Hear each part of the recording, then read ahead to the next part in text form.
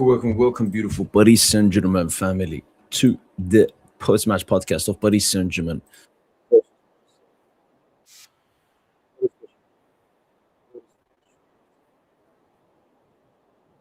Mm,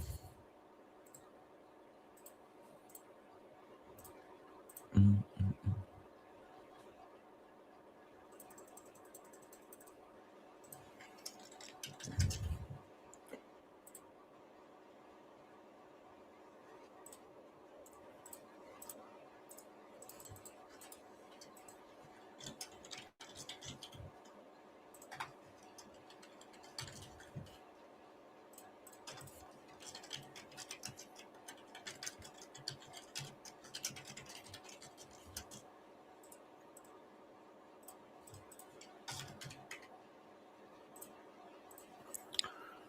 Yeah, it's a burn. Nah, Joseph. Nah. I, I can't accept that, man. Yes, sir. Yo, what's up, Fenyo? Yes, sir. Oof.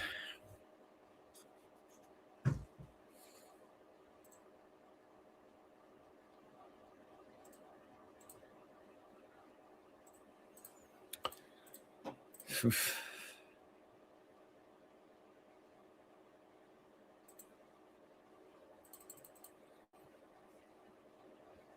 What a game, man.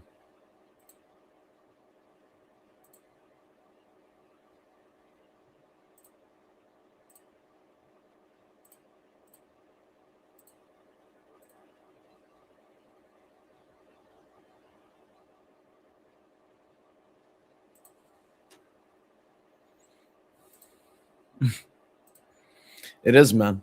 It gives us great memories. And actually, I went through in my reaction video. In the reaction video, I saw it's our biggest victory versus Marseille since 2010. But it's actually our biggest victory in the history of Le Classique. Because I remember like the 4-0 and I remember the 5-1. But no, this is our, and it could have been worse. It could have been worse.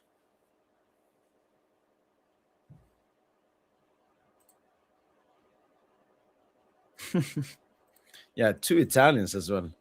Italians must hate PSG.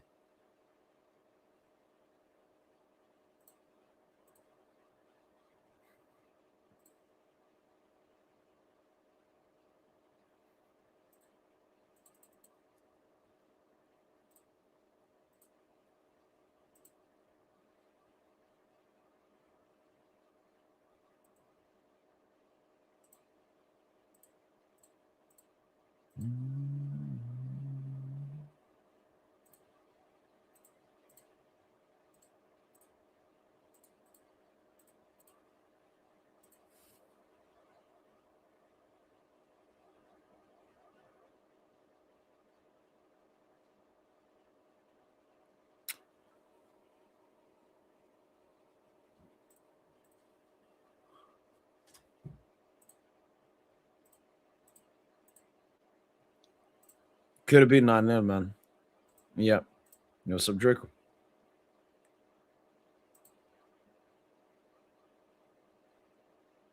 Arsenal have already played. They won. We had to win today to keep our top spot.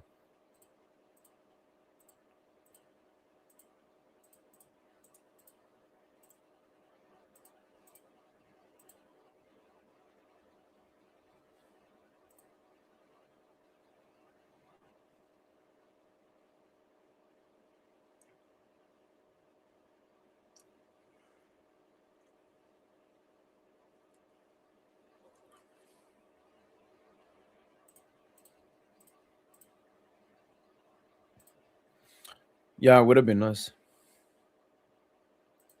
Alhamdulillah, Zainab. Alhamdulillah. Yes, sir.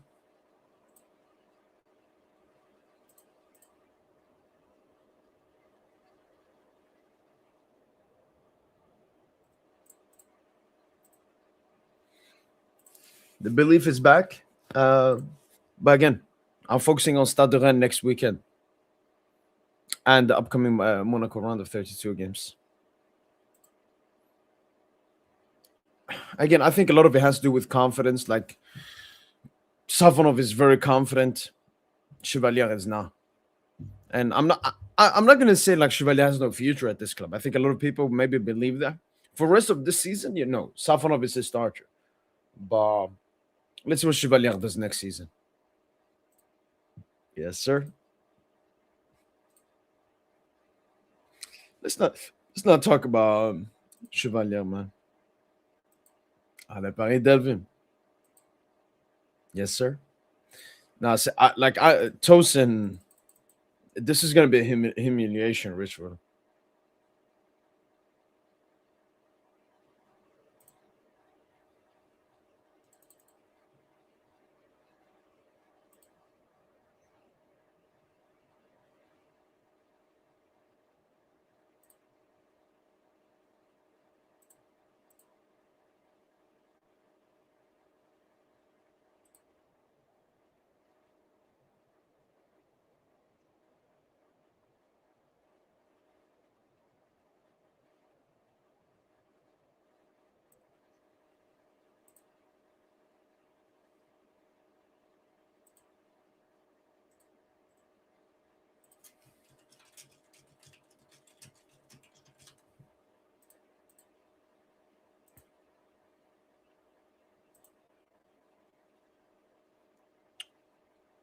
I mean, no thoughts. I mean, did anyone genuinely expect anything was gonna happen towards the best fullback of all time? Nah, he's just been very negative. Yo, what's up, romantic? Yo, shout out to Russia, man. Shout out to Moscow. Beautiful place, man. Lucas Hernandez, yeah, potentially. But the only thing I said in my video is, which I agree with Lucho, is if we're gonna bring on someone to play right back, not Zabarny. Because we've seen him right back. He gets cooked too often. As a center back, I still think Zabarny is the third in picking order. Fonkel, I mean, what is your hair really that important, man? You just missed. This was the best performance I've seen from any team this year. Like that can go for Bayern, Arsenal, whatever team you want to say. It was such a great performance.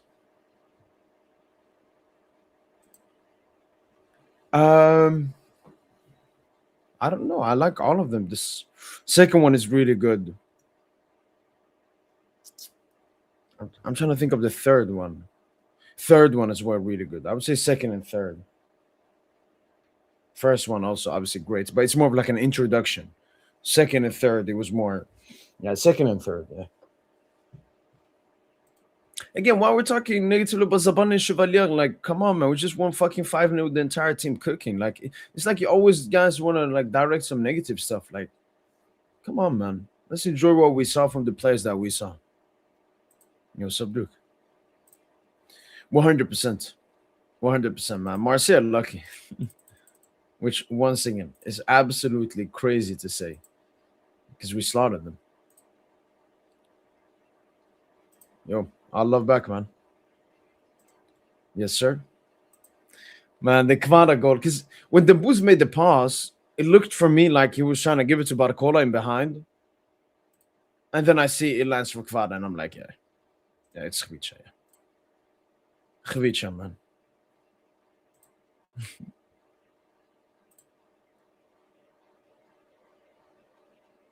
Okay. No, no, I'm not really a story mode guy. That game, I actually bought it to play like online with my friend, but I played the story mode and it was amazing. Men versus boys. Mbappe is the best. He's going to tap him. Yeah, I know. Madrid fans, they're either honest and cook Mbappe or they're dishonest. The thing is, Mbappe still has been very great for Madrid this season. I just know what he will do when it really matters, man. Cheeky draw. I mean, that's the thing. There's so much to talk about that. Like, usually, if this was a PSG game like 3 games ago, we would have talked more about Draw's debut. But because of all the great stuff that happened in this game,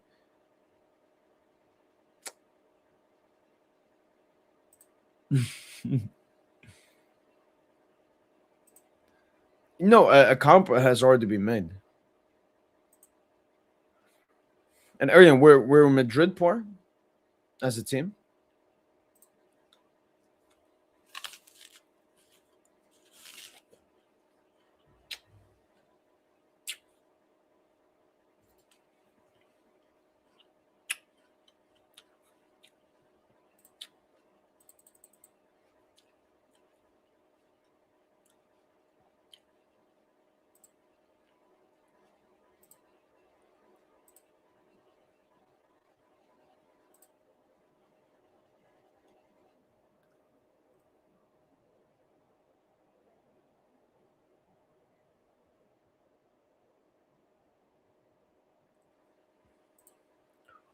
Yo, man.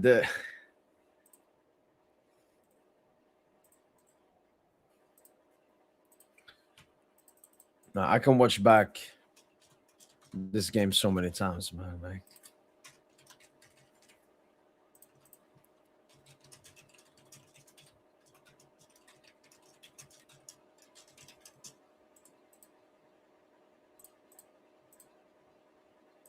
what a performance, man. Yeah, man. You know, Kang, he might be, the Gonzalo Ramos. Gonzalo Ramos gets subbed down to score goals. Kang gets subbed down to have a great performance and can give us a cheeky goal as he gave us today. Yeah. Was it more like Valencia, how they were playing? They were probably parking the bus. Yes, sir.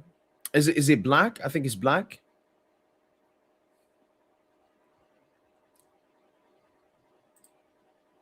No, no, no, no, no. I mean, I saw PSG reports posted it, but I didn't read it. It's a special match for us. We really want to send a message to pretty much everyone. We're back and we're going to do everything we can to win titles. And I mean titles with an S at the end. And there's only 2 titles to compete for. Damn boys.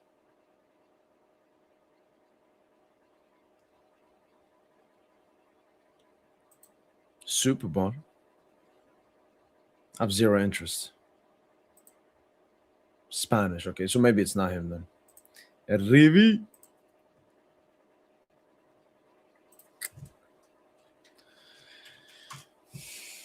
Man, when you watch a PSG game, you just want to watch another one. But I mean, this game will definitely, we can talk about this game and everything that happened. We can enjoy it and be excited for the next game.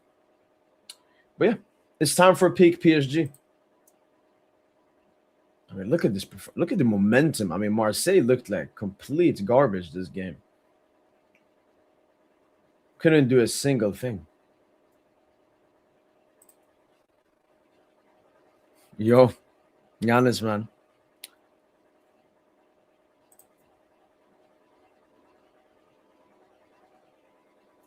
I mean, wait, let me show this.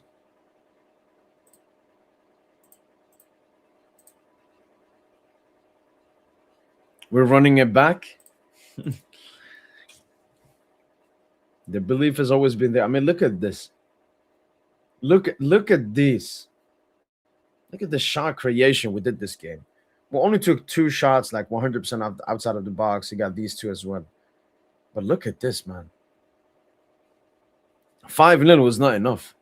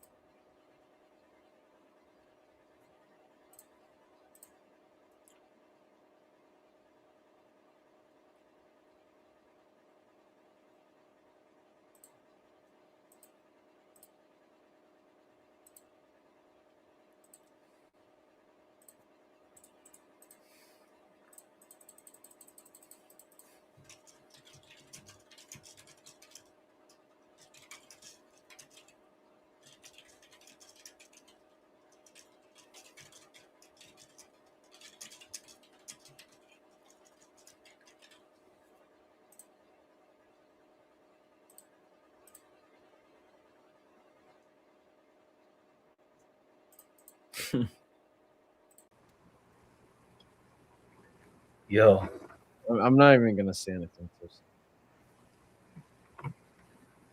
You know what you have to do. oh, you mean like what you mean? Yeah, just. I mean, I think you started the trend. You were the first one to ever do it on the channel. What trend? Just a little bit of singing. So you mean? Oh, you need me to do some crooning right now? I mean, a little bit of a humiliation ritual. Because I had to fight Tosin. I was screaming on the last pod we had. We don't do rituals, though.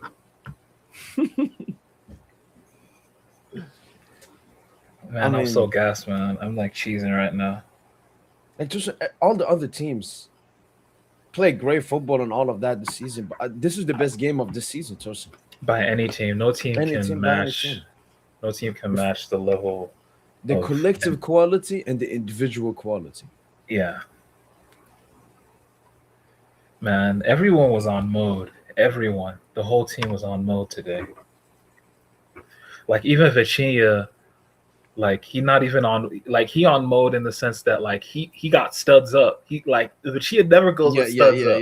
You know, like everyone was on mode, bro. Like that just goes to show, you know, how big this game meant to them, and they showed it, man.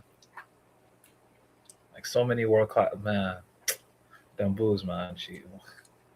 Jugadorazo, man. And Joseph, we saw the energy. It looked like Dembouz versus Liverpool, cooking in from the right side and stuff. Yeah, just only like what he had like 32 touches in 70 minutes, but the efficiency every time he got it, you just knew it was trouble. That's when you know, like shit, bro. I'm looking at what's it called, like quotes right now. They're like, man, Dembele from the stadium. People that went to the stadium, they're like, Dembele was just he looks like on another level. Like, that's how he needs to play. He needs to just do this every game. And he already said it in the post match, like we're back. The team is back, man. So let's just ride with it. And one thing I said in my reaction video, Tosin, something I was complaining about, obviously before, like sporting game and so on. Everyone, Tosin, understood their role today. Dembouz looked like Dembouz from the UCL knockout stages last season. Massively efficient from low amount of touches. Vitinha, I don't think he attempted a single shot today. He had one opportunity he could have. He went for the pass to Warren Zara Emre on the side. Yeah. Everybody played. Neves winning duels, Barcola making runs in behind, Desiree Doué, Tosin playing with his joy, destabilizing the defense. Everyone brought something. Yeah. I mean, there's some things we can critique, but everyone brought something. Bro, Neves had this one play where he sombrero flicked the dude with his head. Yeah. Started the game. Yeah. And then he cuts inside. Oh, nutmeg Højbjerg. Yeah, like all in one go. I'm just, what the hell going on right now, bro? Neves had so many touches in and around the box where he's just making the right read. Quick. Like little flicks here and there. Barcola, another great game from him. Like just all action. Like I mean, no one like Nuno. That's a 10 out of 10. That's a 10 out of 10. Robbed of an assist as well. Doué should have scored that goal. Because you saw Greenwood, Tosin. He got the ball, and then Nuno Mendes aura, Tosin. He went to the left. He moved to the left. No, you don't remember that Doué chance? He came up against Nuno, and he just shot his pants. Yeah. The ball like went under him, and Nuno just Nuno took it. Oh my god. Yeah. Nah, there's just so many. Marquinhos as well. Like the block, like two massive blocks. Yeah. And that I remember that challenge on Guiri, and then puts the long ball immediately to Barcola. We played so direct, Tosin. First goal, counter-attack. Second goal, you could say counter-attack. Quick ball to Dembouz. We played so quick. I mean, I don't want to say it, Tosin, but we looked like even better than last season. I think so too. It was like an improvement of what we were doing last season. And we still didn't have Hakimi, who we know is massive for the team. Fabian Ruiz. And obviously, Khvicha didn't even start.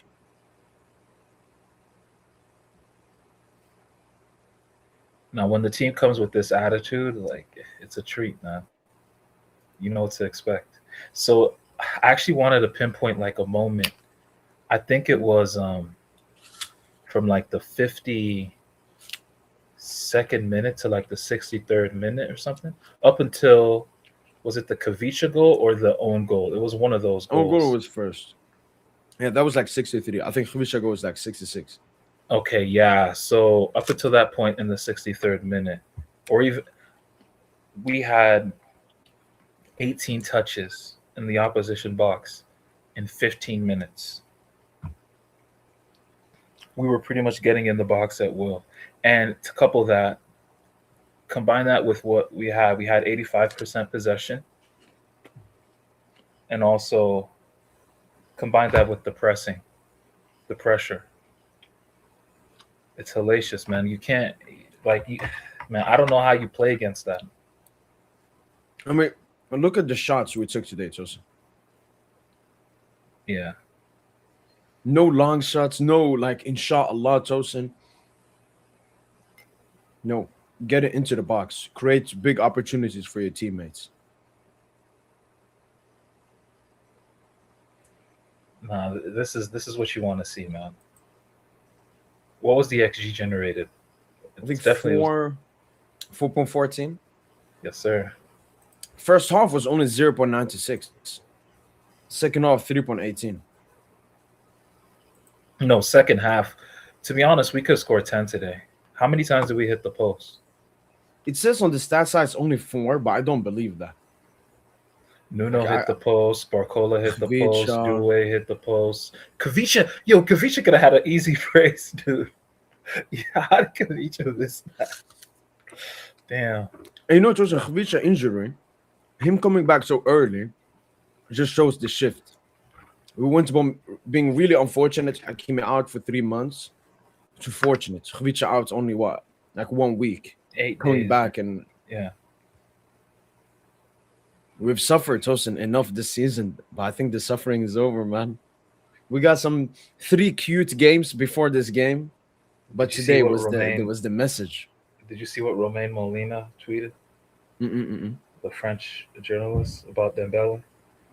No. Been doing studious work, like, patient work in the gym and stuff, preparing for this part of the season. Let's go, man. It feels good. It feels good. I mean, Romain Okay. Molina told him like 2-3 years ago, it was only bad stuff. I haven't seen him say a single bad thing about us. There's I mean, nothing it's to hard to. expose. There's no alcohol drinking in the training games. There's no fucking Mbappe Nasser beef or something. Man, talk to me though about my boy Dro. Honestly, I what I got was like the 4 duels. Like they tried to kick him all the time, and he was. That's what I'm saying though. Like he was winning. he's such a baller, man. He's actually such a baller.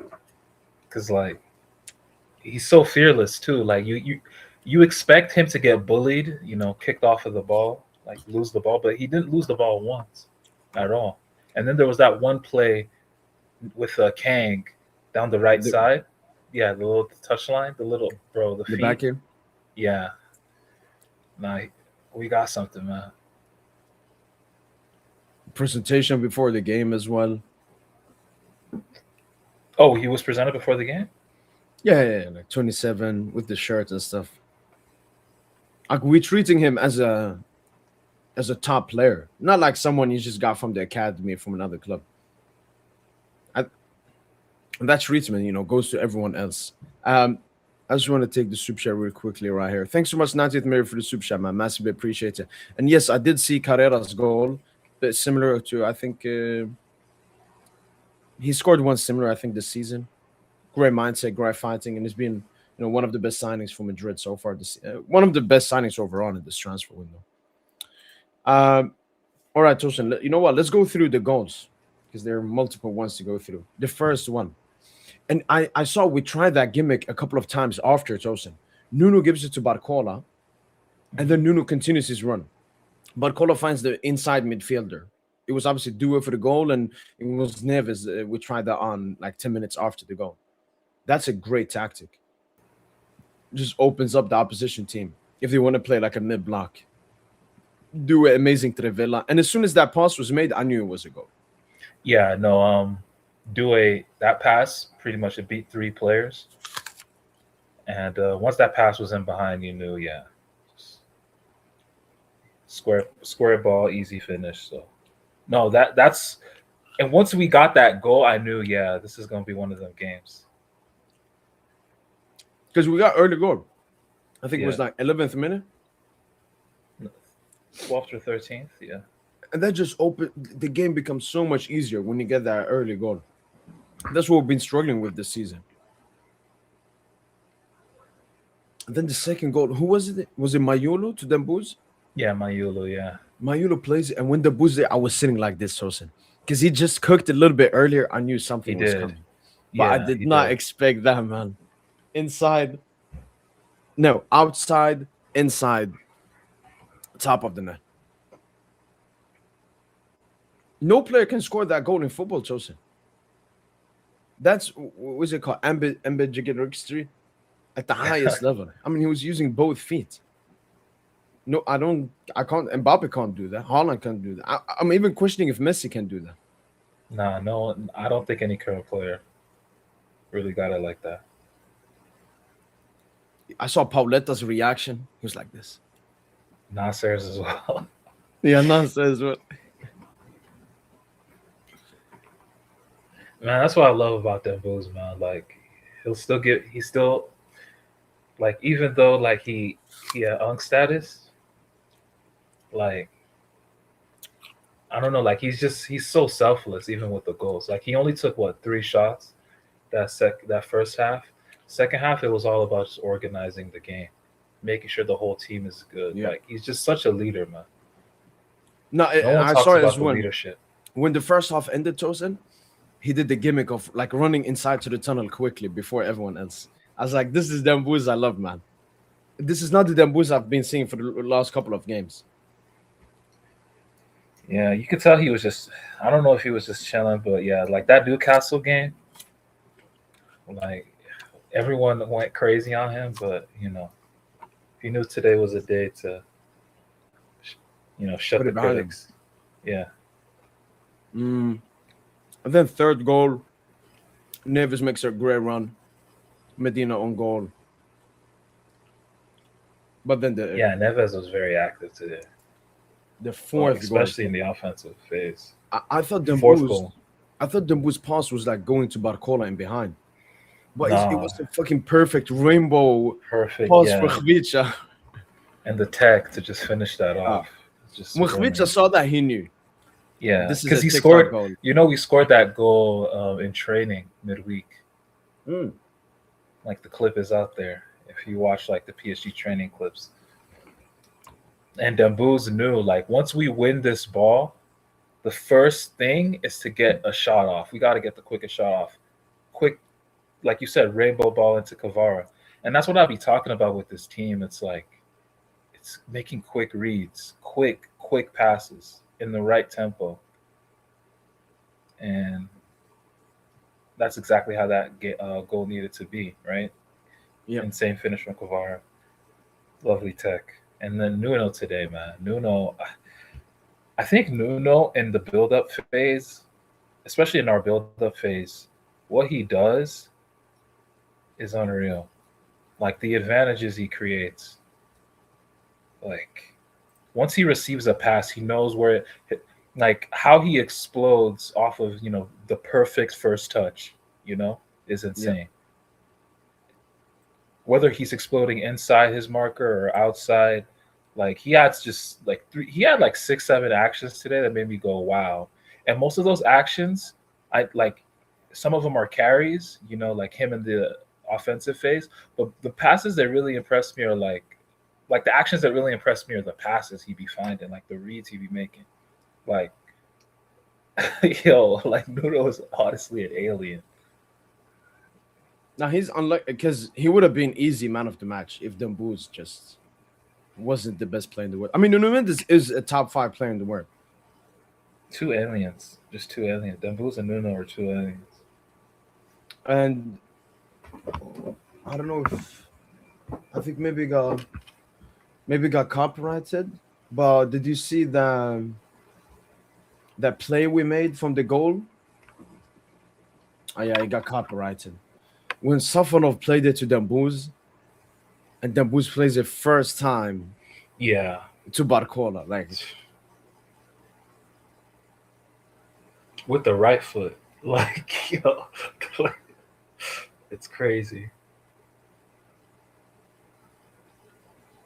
Are we back? I don't want to jinx it. No, we're not back, bro. I mean, this is the definition of a statesman performance. Joseph, this is our biggest victory in Ligue and in Le Classique history.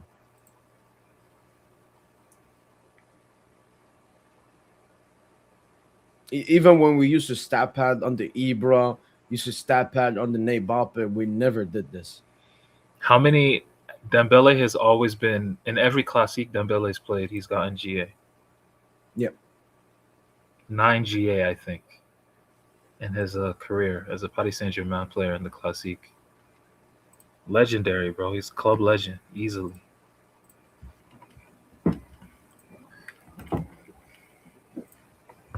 Nine GA, bro. Like this game, like you be cooking, bro. You be cooking in the biggest games, bro. Yeah, honestly, Newcastle, it's not a big game. Like this is a bigger game. Like we had to win. It's against Marseille, and we've had 2 uncomfortable performances versus them this season. Yeah, Newcastle, bro. Before the Newcastle game, we were saying the Strasbourg game was bigger. Let's not even front. Yeah. Yeah, now it's about Ligue 1. The only issue is like Arsenal still fucking winning all the time, man. Like they're good. They're good, man. Unlike this so, fucking garbage team. Oh no, we absolutely babied. We toyed with Marseille tonight. But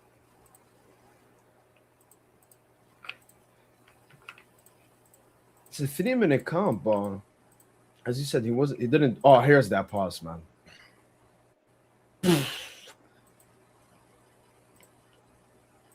It's Benzema-esque, man. No. This is Dembouz-esque. This is Dembouz-esque. But honestly, it reminds me on a tactical level. It just reminds me of Benzema. Like Benzema used to be just so good at getting that ball in the center circle and playing it out. Those wide distributions, and Dembouz is getting so good at that. Like no one talks about Dembele in the false 9 role, consistently getting it out wide to the wingers for the 1v1s. Always like on time. I know it's like a light thing. It's a normal ass action. But that's what I be talking about, moving the ball quick.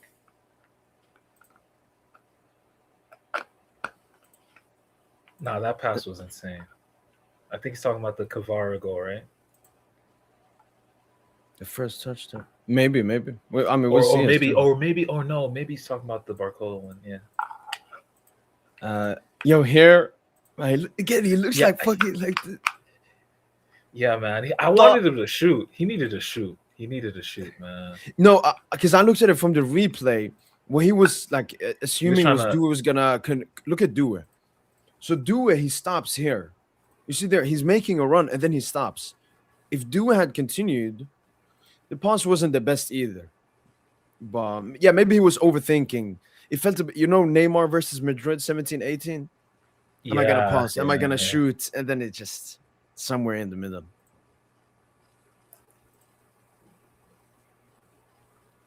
Oh yeah, this was versus Liverpool. When he did this reminded me of what was it, McAllister Robertson. And look at this pass he finds here. Markers. Yeah, it's Neves. Yeah.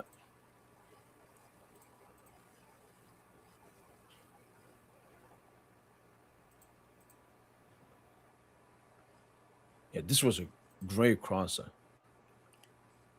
Oh, here it comes. Oh no! Bye. Oh no! Yo, that touch inside is crazy, man. Yeah, Medina thought he was gonna shoot because he's a lefty. It's like, no, bro. It all happens too fast.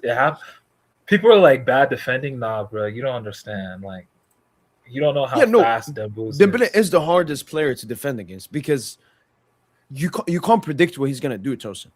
He can shoot with his right, he can shoot with his left, he can dribble with both feet, he can fake shot, he can stand still, he can find a teammate. You're always guessing what Dembele is going to do. And then here, I mean, this is his trademark. This is actually his favorite. I think it's a difficult angle, but I think Dembele loves these kind of. He loves it. Like if you follow his career, his first ever goal for us was from the same angle against Monaco. Okay. 2023. Remember? Because I think most players, Tosin, would go for a low driven here. No, he loves the near post. But Just him, power. He's the most technically capable center forward in European football, and it's not even close. It's actually not even close. I mean, technically, When you're center player, forward, Tosin. like in the world, yeah, he's the best player in the world. Like when he's in this mode, he's the best player in the world. Like And I last think it's season, actually a Tosin. gap. I think in this mode, he's the best player in the world, and there's a genuine gap. Like Yeah. you don't understand. Like, dude, he does this in 30 touches. He does this in like 60, 70 minutes. He works as hard as anyone else in the front line, and then he calls it a day. It's elite stuff, man.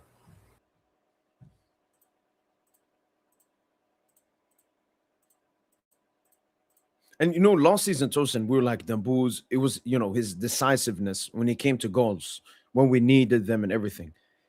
But it was a bunch of tap-ins, Tosin. This season, man. I mean, he's scoring Puskas contenders. He's scoring, I mean, the best goals we've seen. So when Phil comes on, he can't be, another tap-in from Dambu's. It's just another tap-in. No, he's Phil scoring goals that Phil nobody gotta can look. score. Phil just gotta find a way to hate. Dembuz has always had these kind of goals in his locker. And then I think nothing else until the good pass there to Barcola in behind. Was this when Barcola hit the post? Yeah. Like if you're an attacker, Tosin, Dembele is the best player to play alongside. Like you would love playing with Dembele Yeah, because he makes everyone else's job better and easier. Oh, and here, Tosin, look how he attracts 3 defenders. yeah. They're like, yeah, we don't care about Due. We don't care about Due being completely open here. We just gotta stop this dude, man.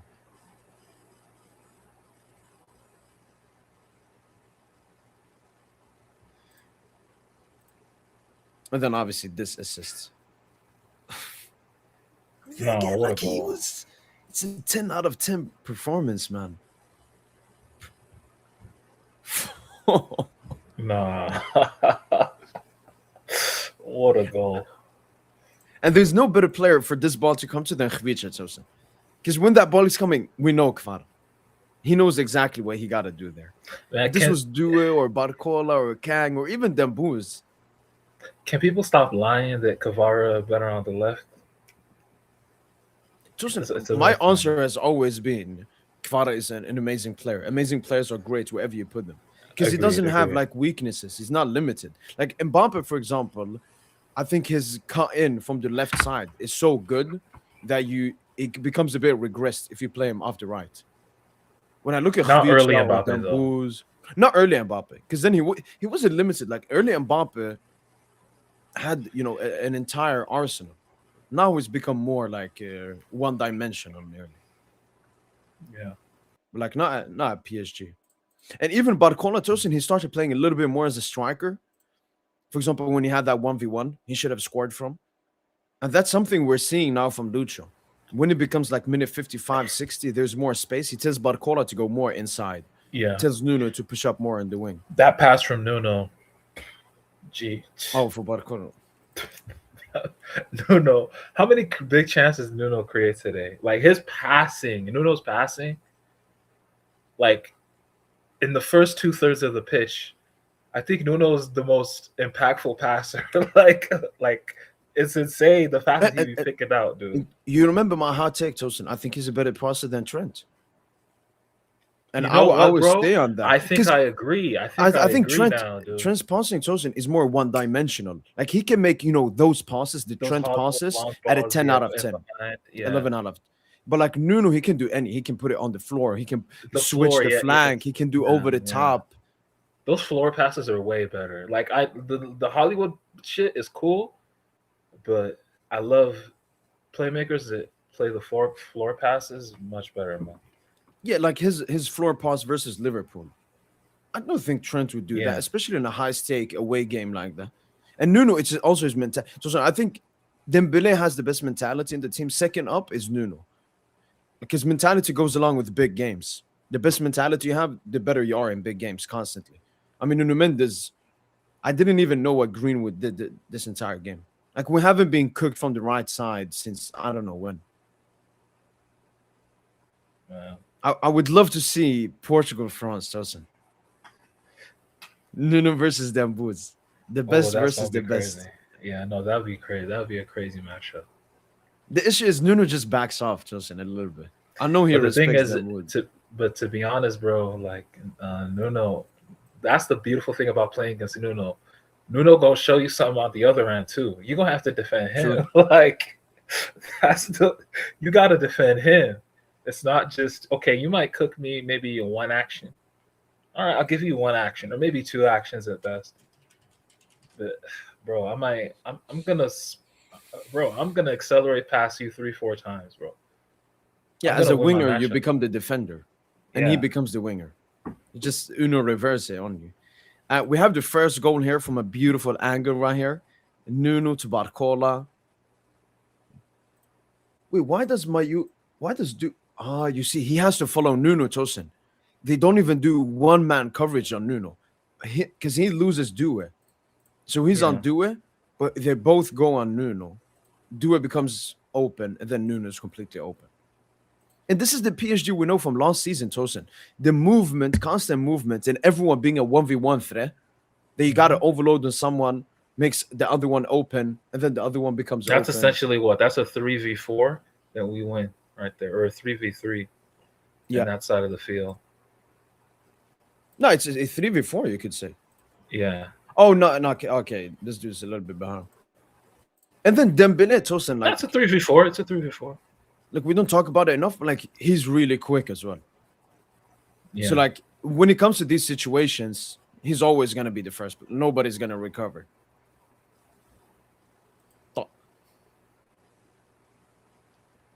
The atmosphere was lovely, man. It felt like we're back.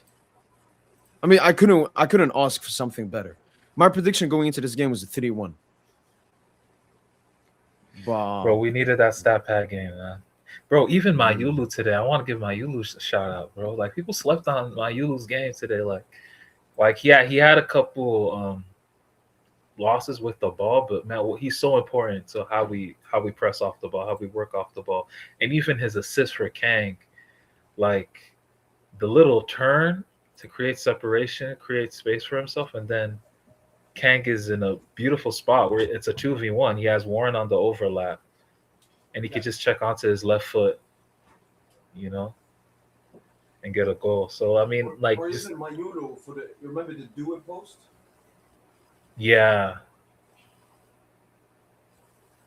Mayu was constantly making very good runs in behind the line. Like that's where he like matches. He kind of does the Fabian role of making those runs, the movement, of bringing that movement up front. But the thing is, Neves also does that as well. Like, everyone's just so versatile, man. Like, this is the best team ever.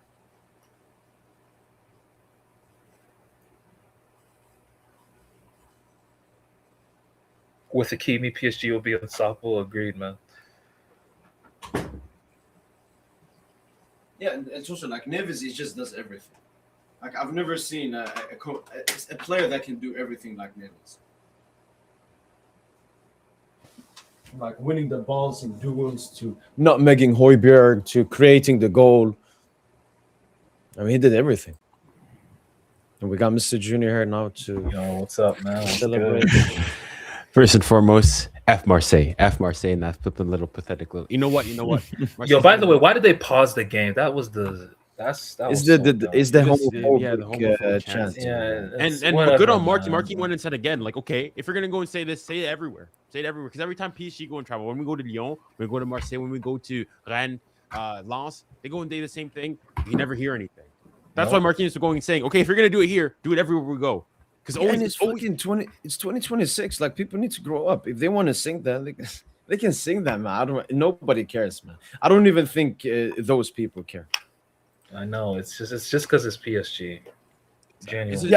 It's only ever the PSG home. Like, even when we play Marseille or like Lyon, that's the only time that conveniently they remember that rule. When we go and travel and they say the same things, Nothing. Yeah, He well, gets I, there. I remember they were cussing. Lyon fans were cussing Barcola's Barcola, mom nothing. You like know? openly. That's much fucking worse. Like a personal attack to a player that's on the pitch. We have talked often about Ligue and how they've treated us, but I think we were a little bit fortunate here. What do you guys think? As in, yeah, on the action itself, you can go and say that, yeah, it's potentially, but even then, like, I think that's feels like, I guess that's one of the, the downsides of just looking at like a screenshot. But when you actually look at it, it's like Vitinha goes, but he like tries to remove his foot. For Yeah, one. yeah, yeah. It doesn't He hit doesn't with really as much go. force. Yeah, and also Exactly. too, Yeah. if it was a clear red card and whatnot, Balerdi, the captain, would have gone and been screaming like, "Hey, get this man off!" and whatnot. There was no Marseille fans, screaming for the red. There was only that. Yeah. I remember it was like the Marseille. He tried to get it though. He tried. That's why Balerdi stayed down for a while. He Crazy. tried But to then buy it. But number two, ultimately, it should have been worn out because we should have had a foul on Mayul to begin with. There was a foul by Yeah. Timber. That's a clear foul. So- yeah. So I don't get it, but yeah, I think it just goes to show, the refereeing once again was just not good enough. But how did you feel, Junior? Are we back? Was this a 10 out of 10 performance? 10 out of 10 performance. Best Is performance this the of best year. performance of any team this season? I mean, I guess I'm trying to think. The only thing I guess would be comparable is one of Bayern's stat padding this season, because they are the Yeah. ones that also play great football. Maybe a Barca stat padding. It's between one of the, because they are the three best like individual teams. well, I guess Maybe then you go into, Madrid, like, Monaco. Maybe Madrid, Monaco. true, but then you have to go into like look at the quality of the opposite. I mean, Marseille. I mean, Yeah, we play Marseille. This is a Champions League side. true, but it's also Marseille. It's also, what I'm saying. Yeah, Marseille's but not even, biggest victory in Le Classique history. true. I don't know. Maybe And we could have won like 9-0. We hit the post Yeah, like, yeah, at least yeah. 6 times. it's not. I would say it's certainly a contender for one of the performances of the year. Dang, just 10 out of 10. This is like the Inter game. You can't really go and say, I guess maybe you can, if you want to be really nitpicky, you can go and say we should have been more clinical. We should have scored more. Like 5-0 is like we were wasteful at times in front of a goal. Doué should have had like minimum 1, potentially 2. Barcola missed a 1-on-1. Mendes hit the bar and there were so many opportunities where we could have scored more goals. So, dang. All right, here's a stat map of Nuno Mendes touches this game. If you have Nuno there and then you have Hakim on the other side, I mean, they're basically covering the entire pitch. Because Nuno goes all inside here. Like, that's one thing with our foot, especially Nuno, who's playing even more inside. And I remember Lucho's second season, we're talking about, like, there were reports about Nuno Mendes not liking his role under Lucho, playing more defensive. I mean, Nuno Mendes now is becoming part of the system. Similarly to, like, Hakimi becoming part of the system on that right-hand side.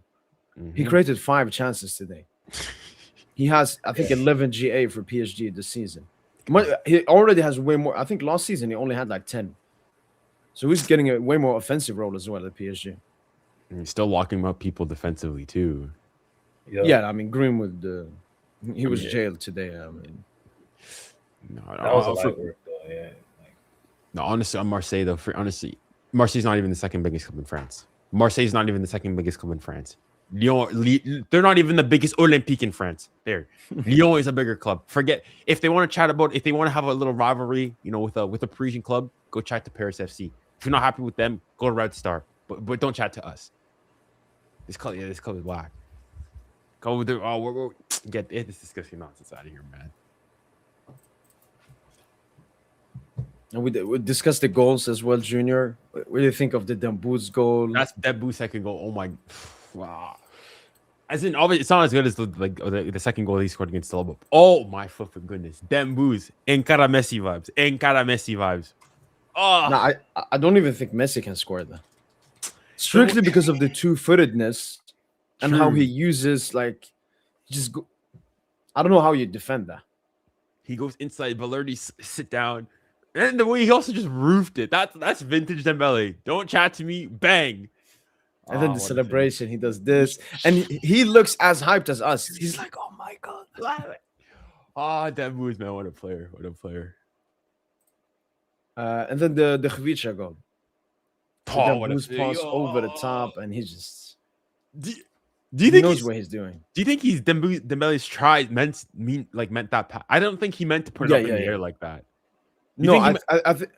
okay, you know what? We can actually take a look at the goal and look where like Dembuz looked if he saw No, Kvara there I or think he not. tried to play it to him, but I don't think he tried to like put it up in the air like that.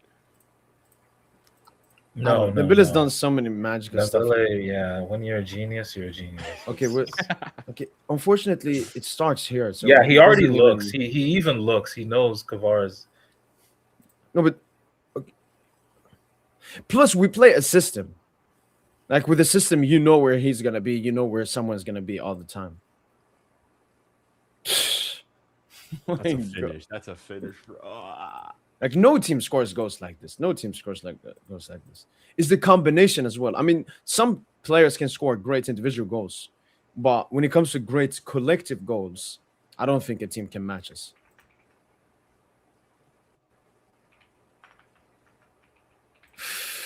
Oof. Poor goal. Yeah, I mean, you don't want to be a Ligue keeper this season. It's the worst possible thing you can be. Who scored here? Super Bowl tonight. Who are you? I'm not. I don't watch the got the Super game. Bowl. Yeah, Sorry. we already watched the Super Bowl, man. This was the Super Yeah, Bowl. this was yeah. I've got the game on, but like Super Bowl is honestly trash, man. I don't know how people. Super Bowl is just you're worshiping at the altar of just capitalism, man. Like I mean the Seahawks are winning right 10,000 ads, and all that shit, and you got to sit through that. And it's garbage, man. Look, this is Dembele passes. As you said, Toshin hit like 32 touches only this game. But all of these crucial, efficient, dropping deep in the offensive sector. It was peak Dembu's performance. And then we have Nuno. Nuno we already saw, but Nuno again dominating Nuno. that left flank. Vitinha, no long shots, no fugaziness, just doing his job. He was barely taking passes and touches in the offensive sector at all.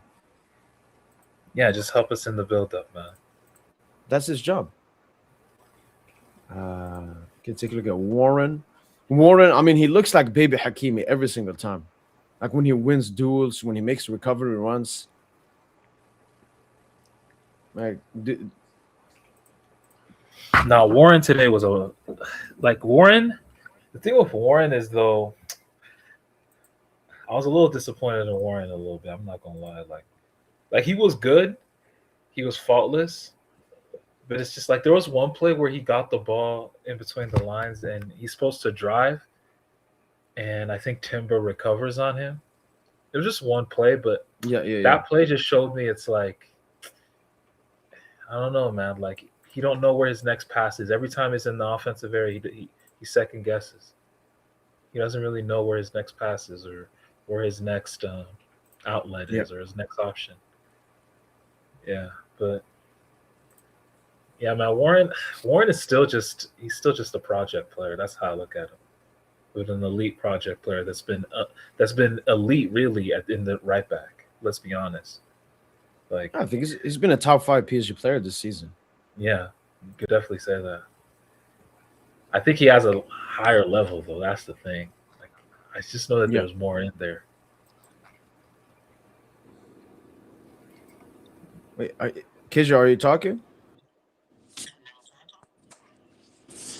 Yo, man, can you hear me? Yo. Yeah. Yo. How's what's up with the feedback? What's up with the sound? Is Gucci? Yeah, no, it's good. It's good. Word. So, first of all, good evening. Good evening to you, man. Wagwan, everything all right? yeah. it's beautiful. After a 5-0 victory, I can imagine. After a 5-0 victory, man are on high right now. Yeah, Yes, sir. many people compared this to peak PSG, but I even said it before. I think we're better. This performance is better than a lot of our peak performances last season. Especially the clinicality. Tosin, Sorry. Tosin, you know one specific thing I have to say. One specific thing. This was a 10 out of 10 like performance from your guy. Like, Booz definitely answered the call for sure. But I'm gonna just say this: I love this performance, but I don't want the Kylian gimmick. We all know as PSG fans what the Kylian gimmick is. Game before CL night, great stat pad session, and he looks like the next best thing. And then we wondering next game, like, well, Guan, this is what I need. I need this energy. If you could do it now, you can definitely do it the next 2 games for sure. But Dembele has I mean, already last won season he did UCL that Player of last the Year season. and Ballon Yeah, he d'Or. did that Mbappe last never season. did that. So every season we went into, No. oh, is he gonna be the same Mbappe? I know it's gonna be the same Dembele. No. He's already Listen, proven. I'm not even gonna disrespect Dembele and compare him to Mbouz. That's not even the conversation. I'm just saying we know, like, when for PSG, when Mbappe was here, especially the 2023, 22, or the Madrid game, that Mbappe, where it's like, okay, you exist, you're here, and then we're looking for you, and it's like, okay, you just had that for us. It was just a little tease. But again, Dembele definitely answered the call. There's no reason to even go in depth about how he performed what he did. That's an amazing performance from start to finish. But I just need that too against Monaco. Which, if he's the player that I think he is, then we're going to get it.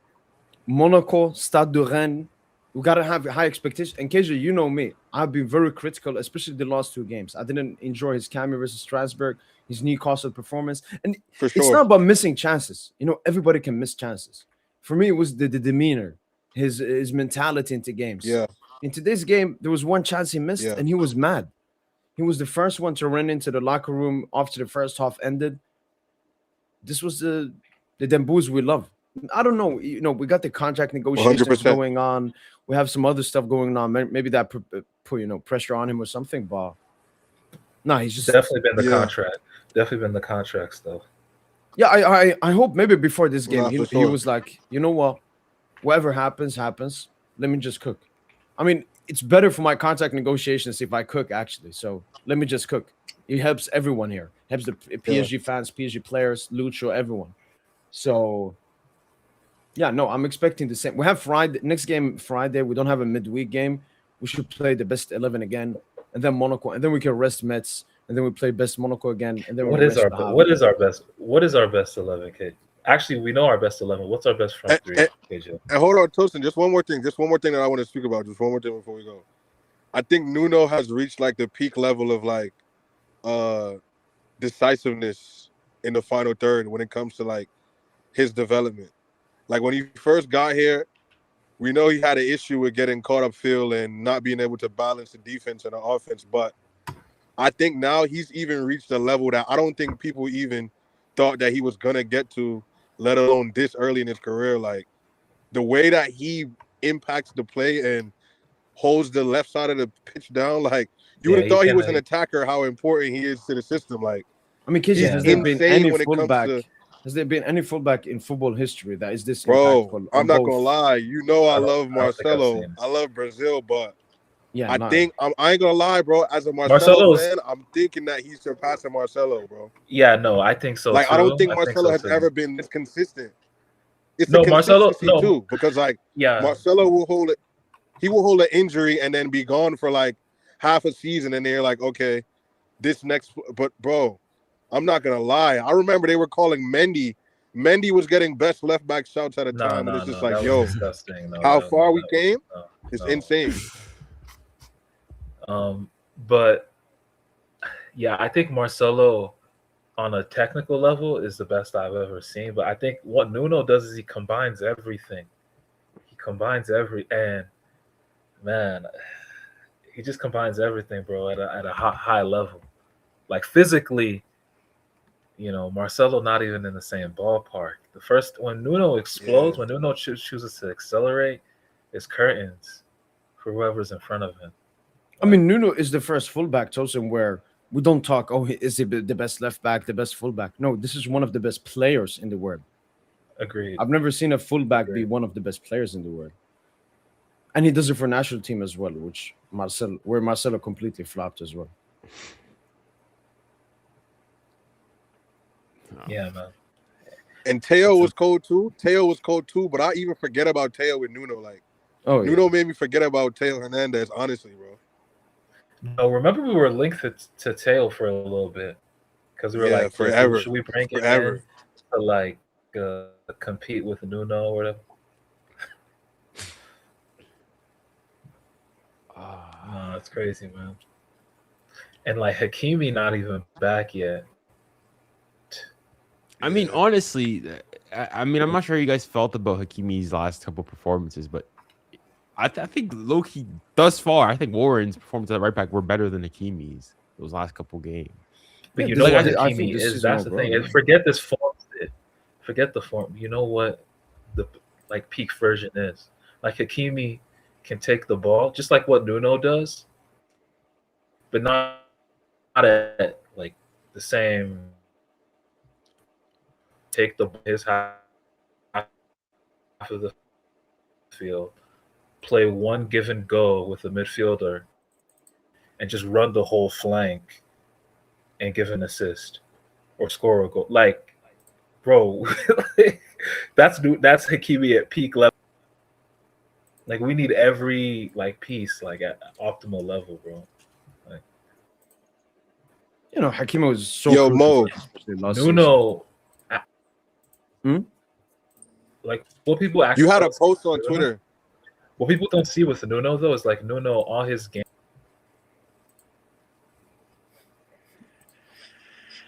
What was that? Who wants to go? Who wants to? Oh, I think he. No. I let Tosin go because Tosin was talking. That's why I stopped talking because Tosin was going. Okay. Yeah, Tosin, what were you gonna say?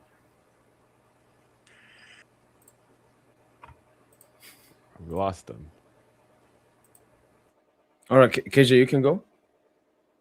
Nah, I was saying you had a post on Twitter the other day about the team. I think it was Verratti, Neymar, Cavani, Yeah. Marquinhos, that whole team, and you were like, how they didn't win a UCL is insane. I was saying, imagine if you put Nuno, Hakimi, and I would say Donnarumma too, but just for the sake of conversation, if that team had those three players, do you think they beat Bayern in that UCL that year? Yeah, I mean, we were even better than Bayern in that UCL final. It was just the clinicality and small moments. I mean, it was a 1-0 final. And It Neuer. was small. And But, Neuer like, having a world-class performance. Let's build the best, then, once again, the best post-QSI PSG team. Let's do that.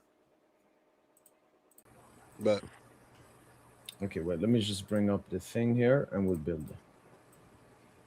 yo, Junior, you have a smirk on your face like you have a cheeky one, bro. Like, what you got up your sleeve? No. It's just I've seen. Yeah, I mean, I don't think there was much separate. Like you could even argue, like going into that final, obviously, Verratti was. Wait, what are you guys talking about? We're talking about. KJ brought up the fact that Mo posted sort of a picture or posted on Twitter a picture of like the team that went to the final against Bayern, and he basically was saying like, how did that team not win? Basically, the discussion was what more would we need to add to that team? Like what elements from our current team would we need to add for that team to actually have made it over the line? And Mo was basically just saying that, like, I don't think. And that 11, that number 11, that 11. Yeah, that 2020 11. Like who would we Okay. add? So like Yeah, KJ was going. and I was saying specifically, if you add Hakimi, Nuno, and Donnarumma, do we beat that Bayern team? I mean, yeah, probably, yeah. But honestly, we didn't even need all that. But if we did have that, sure. But I do think we needed that, bro. Like our right back and left back situation was crony, bro. Like, man, we're begging for Florenzi that year, bro. Like, I mean, no, left back, no. Bernat was good. Bernat was good. good. Like Bernat wasn't good. Bernat was good. Bernat has more. Bernat scored more knockout goals. Oh yeah, no, Bernat. I forgot about Bernat. I wasn't even purposely trying to leave him out, but I just remember our fullback situations were always dead. Barring like the Danny Alves, like when that was happening, but like now compared to now, it was nowhere near. Yeah, but that's why it meant, and we got that. Let's not pretend like Mbappe, Messi, Hell, Neymar, like they played with Hakimi and Nuno for like a season or two. Mhm. So I mean, we got the fucking Madrid game. Both started. Hakimi and Nuno started that game. That was that 2022, 4 years ago. The Madrid game. Yeah, the Benzema hat trick. Vitinha wasn't there, but who did you say was there? I know Vitinha was not. Hakimi and Nuno. I said Hakimi. Yeah, and Nuno. Hakimi and Nuno were there. Yeah. Yeah, in the starting 11. Yeah. I mean, even that year, Yeah, like this version of them is way better than that version of them. But that version of them was still cold. Nuno cooked in the first leg. Yeah, Hakimi but I'm still saying Hakimi, these direct. But three even people, back then, I was saying we got the best fullback pairing or wing back pairing in the world. If we go to a 3 at the back, Hakimi Nuno would be crazy. But what would happen is Messi would use Hakimi's runs to dribble inside all the time. Sometimes Di Maria would do the same thing. Like, but Neymar Di Maria would definitely free up. Di Maria would play Hakimi in way more than anybody else. Not really. That's not how I saw it. On the right side, I Di think Maria was always looking for right-sided players. Everyone was always looking for Pessi, bro, in the middle, bro. Everyone was always Aaron Hakimi to look for Pessi in the middle. I'm just saying That's what I remember. Di Maria scanned the field way better than Messi, in my opinion, for us. Like, Di Maria wasn't just one-sided. He was always trying to make the audacious pass up front. Not with Hakimi. I promise you, not with Hakimi, bro. But I'm saying he did it more than Messi attempted to, which is not saying a lot because Messi is Messi, but yeah. Hakimi really started to feel himself when Lucho came, you know? Yeah. I was even questioning maybe we should sell him before Lucho came in. By the way, this is the lineup that I built. Would you guys change anything? I know maybe Thiago Motta would be a suggestion. Motta gets in over Vitinha or Neves for me. Okay, not Vitinha. Whoa, Tosin, whoa. Really? Okay, Motta I just Neves. said for me. I said for me. I just said for me. No, Motta Neves. That's what I was asking.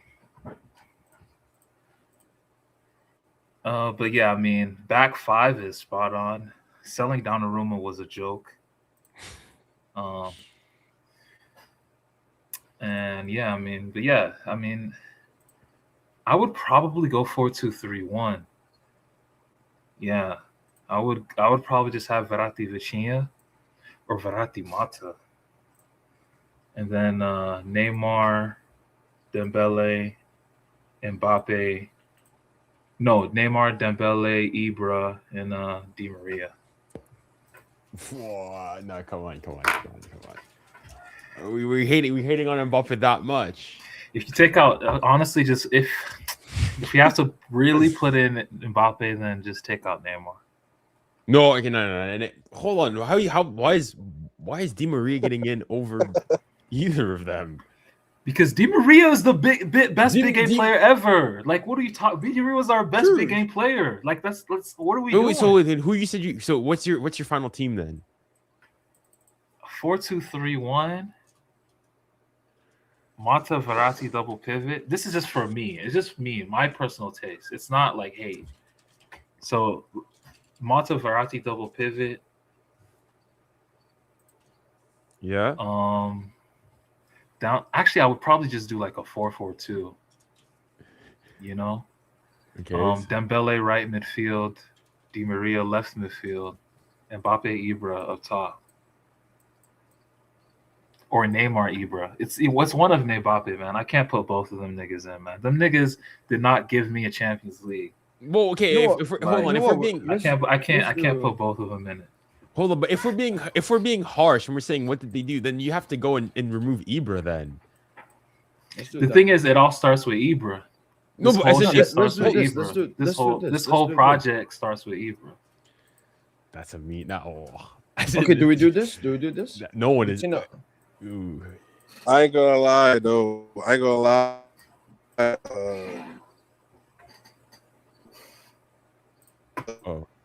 Di Maria for sure. Now I'm thinking more like ability, peak for peak. If I could build the best, and this team is also massively balanced and works and everything. I know, but Peak Ibra is OD though. No, Di Maria Peak doesn't Ibra get is in OD. over He's one Dembele of or he's one of my. Neymar.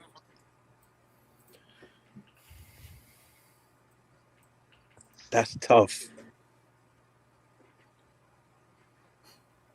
Yeah, but Pastore, I think Fabian. Let's say I'll it's put Fabian, a but previous we can era. put Let's Pastore on say the bench.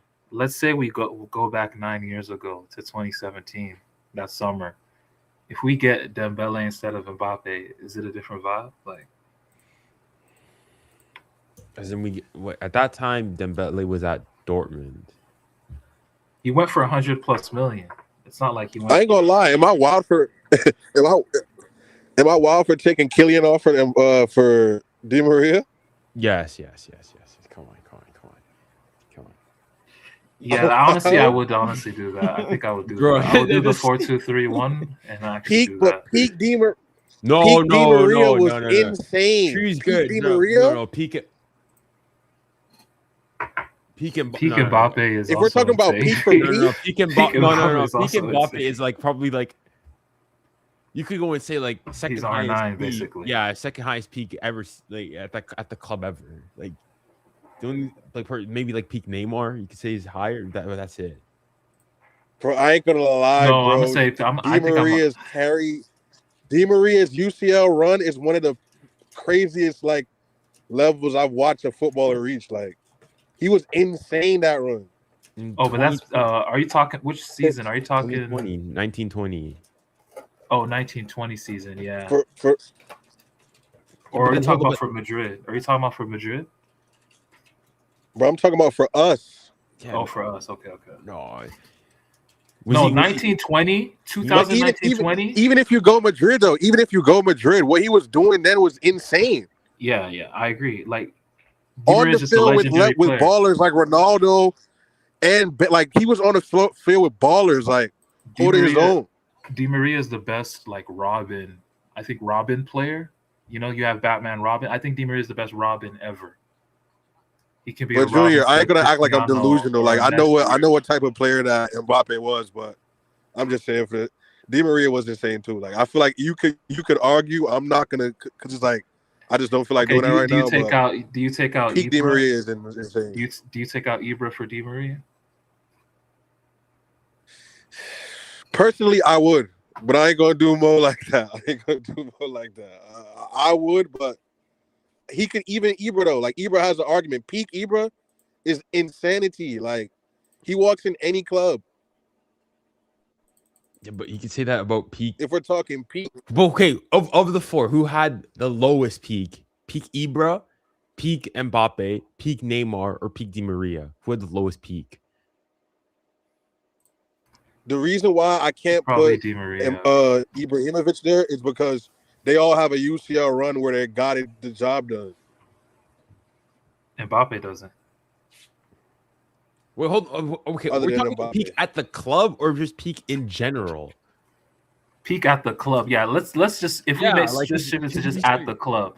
Bro, the 2019-2020. If not, we'll put Messi here. Okay. Yeah. 2019-2020 season. Yeah. Bro, Neymar had like when he had like the little pink hair going, he was playing MVP. He was playing Ballon d'Or level up until that point. If PSG won, the Champions League, Neymar would have won the Ballon d'Or. Yeah, facts. But then he came back. He got put. But then against what was it? I think it was the Montpellier game. He gets subbed off. He don't come back for 3-4 weeks. He comes back for Dortmund. He out of shape. He out of shape by 4 or 5 pounds, bro. Like this is what I be talking about, bro. With Ney, it's just he wasn't serious when he really needed to be. And then if we're talking about the 2019-2020 season, our best player, actually, if we're talking consistency, everything, was actually low-key Di Maria. Go watch this. I wish we had like season reviews. I wish because a lot of these Premier League clubs, they have their season reviews of 2007-8, 2008-9. Like you can watch them for a lot of these Premier League teams, like for United, Arsenal, Chelsea. I wish they had like season review DVDs for PSG seasons, and you can watch the 2019-2020 in full. Like you'll see Di Maria was pretty much Di Maria's offensive production that season was insane. Like, go look at every Mbappe goal that season. It's pretty much a Di Maria assist. Like, Di Maria was. Don't forget that first Madrid game where Mbappe and Neymar were out, and we had Real Madrid. We hosted Real Madrid. Di Maria scores a brace. Like, he's just that whole campaign. He was really good. Galatasaray. I mean, I don't know, man. But I mean, if you just think of it, like when Leipzig, he was good then. But like you go and you think even like the Club Brugge, like that assist for Mbappe when he scored the hat trick. Like Di Maria was balling that season, bro. Like when people were really watching, like if you were watching the games, Di Maria was the attacker that Tuchel actually depended on the most that season. But when you think of like when you know things need to get tested in the like Di Maria is good the entire campaign, but like knockout stages. Even you talked about the Neymar being not in shape. That first leg against Dortmund, he still gets the assist for Mbappe's goal away, and then obviously scores. He scored both legs. He scored both legs. Yeah, so he scored both legs to help us to get us back into the. Did he score both legs? Yeah, it was a tap in first leg. Remember Mbappe? Oh yeah, it was. I thought it was Mbappe that scored. I think I'm mistaking. Mbappe scored a goal against Real Madrid because Mbappe scored a tapping goal like that against Madrid at the Bernabeu in the group stage. Yeah, at the Bernabeu. But yeah. So that day, like even you think of like speaking of that game, like he came on in that game, wasn't even fully fit. The Meg for what was his name? Pablo Sarabia, that goal, like, and then obviously in the knockout stages, Atalanta, like I don't need to speak about that. Even the afterwards, that's probably his best ever game. But then that's the thing. He didn't score. Like true, but then even what KJ be saying. KJ's always like, you gotta score. You gotta score. You gotta end it with a goal. He didn't score. Nah, you talking about Neymar, Tosin? Yeah, Atalanta, yeah. Bro, but I ain't gonna lie, his performances. You're right, but there's a difference though, Tosin. Like he was doing everything. No. He had a 1v1. He had a 1v1 early in the game. But listen, Tosin. But hold on. Your favorite thing is progressive passes and how press resistant you are and how willing you are to take on your man. That's your favorite. That's your favorite. I'm just trying to throw shit back at you because this is what you do. This is what you be doing. No, but our current number 10. No, but even at the time though, I was still saying, bro. Even though Neymar is my favorite player, you gotta score those. Those are the difference. But bro, he was literally doing everything. He was doing everything and more actually. But you're right. You got to score, which he didn't do. He was doing more, but Tosin, his performances speak for themselves, though, bro. Like I ain't gonna hold. No, that performance is one of one. But even against Bayern, bro. Even against Bayern. No, nothing. No, stop. He was mids against Bayern. Stop. Yo, this shit. But Tosin, that reverse pass. That reverse pass to Marquinhos on the weak foot in the snow, bro, is still one of the coldest assists you've ever seen. You're talking about that. He's talking about the final. Like, that's what I'm saying, bro. When you do stuff like that, if you don't score, no, but I'm just saying, performances wise, if you're doing stuff like that and you don't score, it's like, bro, I can't hold you. That's insane. But that's the thing, though. Like, Neymar, even in that campaign, right? He ain't even scoring the knockout rounds. Like, this is what you be talking about. You gotta be decisive, right? No, that's fair though. But yes, you have to be decisive. You have to score. Like, you gotta score. Facts. I remember before the City tie, Neymar like, "Yo, I'm gonna score next round." Like, that's what he said after the Bayern. Like, he said, "I'm gonna score next round." I remember, like, he said, "I'm gonna score." First half of the first leg, we're killing them. We're killing City. We got to take advantage. We don't. Then we lose. We lose that first leg, whatever, off of some bullshit. Second leg, there's no Mbappe. This is where I expect you to be the dude, man. Like, these are the games that you don't want to talk about. But we can talk about it. This is the thing. I was there for that. I'm a PSG fan. It's no Mbappe this time, bro. Like, you on your ones. You got Icardi in front of you. Just like you had Icardi in front of you against Atalanta. in 2020, the season before. Like, this ain't new territory. Like, you're supposed to take over. Bro. Again, you're right. You got to be decisive. And it's the same thing like it was then, like it is now. I was a PSG fan first. So it doesn't, like, regardless, you still got to be decisive. That's always going to be the goal. But you're right. He wasn't decisive. And we didn't win in the end. So, like, the same difference. We should be on like 3-4 Champions Leagues in this. Bro, we should at least have one, bro. We should at least have one. In this 2020s. Before this one that we just got. Like, we should have taken over, but even before. But bro, it's so funny though. Actually, like being in February, seeing the landscape of what the league looks like right now. Like, no funny shit. If we get our shit together and actually become clinical, the Champions League is right there for the back-to-back. Like, looking how the game is spacing out right now, how teams are being who they are. Like, you got the Liverpools, you got the Bayerns, like you got the cities and shit, but it's right there. Like, if we still the same, we're still the team to be able to go get it if we want it. A lot of mid teams out there, man. Like the Arsenals of the world, like those are still teams talking about having a good chance of winning it. Like, bro, we would slap Arsenal on a regular day.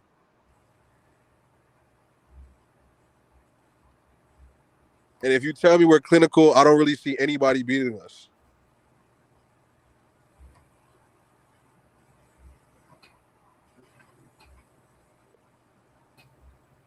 Nah.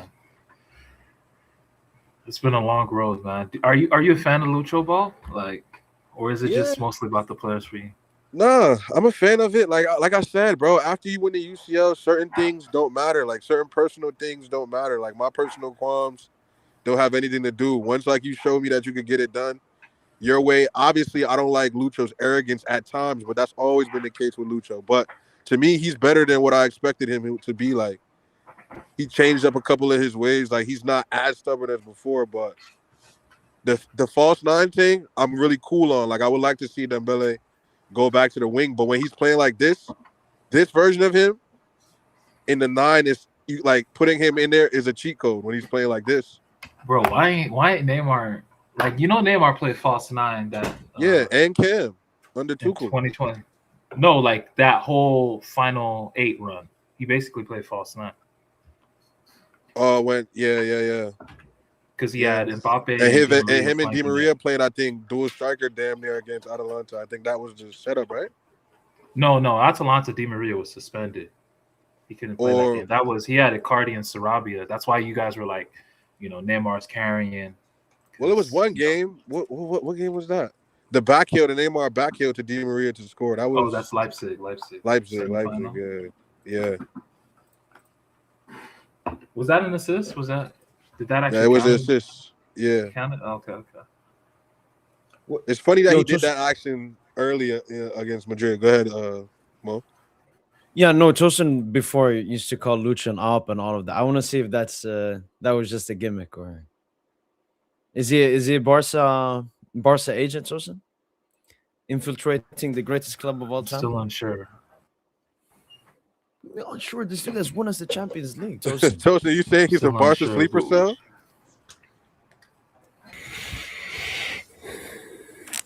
Agent.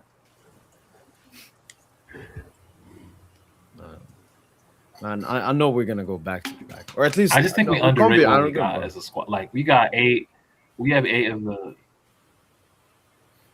Yeah, but we have 8 of the 20 best players in the world. Like, we did the list. Yeah, but still, I don't think any team has as many players.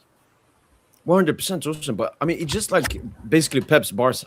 Pep gets so much prop for that, but you also give so much prop for the individuals he had, like Dani Alves, Iniesta, Xavi, Messi, Busquets, Piqué. It's the same thing. It's the combination of by far the best manager in the world, by far the best squad in the world, by far the best sporting director in the world. And that's why if we don't have a dynasty, if we don't win like 3 UCLs in the next 7 years, it will be a disappointment, honestly. We have to go back to back, man. There's no Coupe de France, no treble, no sextuple. there's only one goal left. Obviously, Ligue 1 looks to be more tough than the Champions League, honestly. If we go back to back, I already know Dembouz is leaving. What? Leaving. Yeah, it's like that's my hot take. Is it just 3 a years? hunch? Is it just a hunch, or is it Like retire at the top? 3 years, doing what you did, honestly? win a You know World Cup what? potentially, then go to Saudi for all of the biggest What? bag. You know what? That's actually, you know what? That's not even crazy. You know what? I'll just go and say to back that up is that I'm not sure if you guys remember. It No, was like last- I'm telling you, like Dembouz is just like I want to like just do. I just want to do the madness. I just want to do the craziest shit I can do these next couple of months, and then leave like a real legend. Like just 3 years. Like you can't even like his resume would be untouchable in 3 years. No, In just 3 trust me, years, it Dembele would be like some knows. Jordan. It's some Jordan shit. I'm telling you, it's No, like no, some no. Jordan shit. Oh, okay, maybe a fake retirement. Maybe he becomes the first player to go to Saudi and then he comes back, like with the baseball. But if you mention Jordan, Tosin, I think Dembouz has always known his ability is at the peak of football. He hasn't just managed to be able to do it. Now, Tosin, he can become an all-time great. In my opinion, he's already ahead of Kylian Mbappe when it comes to like all-time ranking in football. I couldn't care less about Mbappe's consistency at the top level. For me, peak level is what matters the most. And look, I'm telling you now, if Dembele snatches Mbappe's chain at this World Cup, khalas. Mbappe will be the one that's retired and go to Saudi. Because then his career will be cooked. Dembele has the chance now to retire as an all-time great, becoming one of the first players to win, consecutive Ballon d'Ors. Imagine he does a back-to-back Ballon d'Or. I mean, yeah, I'm telling you, like he's really thinking about the Champions League World Cup double. If he does that, 100%. I promise you, if he does that, he's gonna be like, you know what? I've done it all. 3 years, I've done all this. Like, bro, at that point, it's halas. I mean, the thing is, I'm not sure you guys remember. Chouamini's podcast. Yeah. Is it with Eto and I mean, he brings people on as guests. Yeah, wait, before you finish, Junior. I actually did see a clip of Eto and Chouameni, and I think Dembele was also in that same, but like Eto was giving like a story, a very compelling story, and then Chouameni interrupts him to talk about it was auto dubbed, so I could make out what they were saying because it was dubbed in English dubbed. But the fact that Chouameni interfered into Eto saying a really compelling story, and Chouameni just interferes to talk about some mundane story about him going to Real Madrid. No one gives a fuck, bro. Like, dog, we here for Uncle Sam, bro. We trying to hear what Uncle Samuel talking about. And you, like, man, the young generation, man. And Samuel Eto'o was looking at him like, bro, that's what you interrupted me for, bro? Really? Like, nah, he's just. But I mean, on that, so Chouamini last year had on the podcast a comedian. He had Koundé, who's one of his best friends, and as well as Dembele. And in that episode, basically, his Chouamini's other like guests, I guess, co-hosts and whatnot, basically asked Dembele and whatnot, like, "Oh, do you guys plan on like going for football long?" And Dembele was like, "Not really." Like Dembele doesn't. I don't think Dembele is going to be the type of player to like retire at like 37 and whatnot. He's like. Like once 30, 32, 33, I'm going to start thinking, calling it quits. So, no, that's what he said. I don't think Dembele's got. No, I agree. I remember Joseph brought it up. And when you look at Dembouz, he doesn't live the celebrity life and superstar life and all of that. I think he just, he's just got a kid. I think a second kid is coming soon as well. But Chosen is saying he's going to go to Saudi now. I mean, Dembouz is 28. I think the upcoming extension will definitely be his last contract at the club. Might even retire at PSG, or maybe goes to Saudi for the quick bag. Like retires at PSG on the European stage. But like the battle has just started for Dembele. Dembele knows he can become an all-time great if he continues at the highest level of football, and he's at PSG. This is a team, bro. How are you not an all-time great if you've won back-to-back Champions Leagues in the World Cup? Like that's what I'm talking about. I mean, if you did like at that point, I'm saying 2 World Cups because I really do think France are going to do it this summer. They're just too stacked. So if you have 2 World Cups, let's say he has 2 World Cups and a back-to-back champion, at that point it's like, like bro, I'm a legend. Like he already a legend. What if it feels like you want that to happen, Joseph? Like I want Dembele to. No, but finish that's off Jordan that- shit though. That's Jordan shit. No, Jordan wanted 6 rings, Joseph. He didn't want 2 rings and then call it a day. I hear you. I hear you. And how many times did Jordan win the World Cup? Twice. With Dream Oh, Team. you mean twice? like the Oh, Olympics? Mm-mm-mm. I think he only I think he was in 2 of them, but the only one that really matters is 92. I think he only has 1 goal. The one in 92, Barcelona.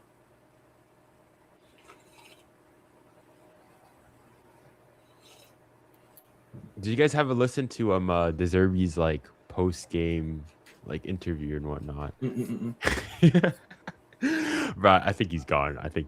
Like he's talking about, I'm gonna have to go and speak with like the president and whatnot, the staff to see what's going on. I think his job is done. I think like you can't in the span of like what 3 weeks fall outside the top 4 in Ligue 1. Get eliminated after getting smacked 3-0 to Club Brugge, losing out on the top 24 to a goalkeeping header, and obviously you got smacked 3-0. Then subsequently going, I guess you want to take it further, like a month, losing or having an equalizer to your arch nemesis in the one chance you had to win a trophy in the dying moments of the competition, to then ultimately lose on penalties and knocked out the champions, like I previously stated. Falling outside the league are in top 3 now, and now suffering your heaviest ever defeat. I'm pretty sure now, unless like, I think this is the heaviest ever defeat. Yeah, in a classique. I think this is history because we've done 5-1 before, but 5-0, it's never been done. I think his job was done. If I was Marseille, I'd probably keep him at the end until the end of the season. Because they still have maybe the Coupe de France to try to win. I mean, it would still be their first trophy since like 2010, 2009. But yeah, no, we finished off the De Zerbi project. We let it cook. We were one of the reason, the De Zerbi project looked better than it is. Yeah. And now it's over. No, it's man.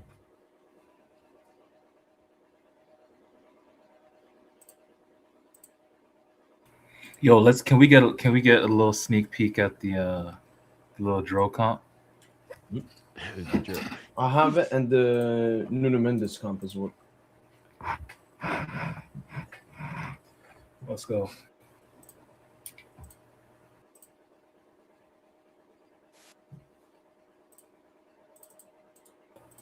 Yo, it's been copyrighted.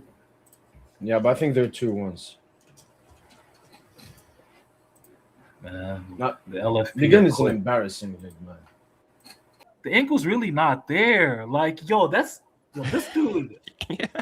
That's a double touch. That was a double touch. This is Iniesta.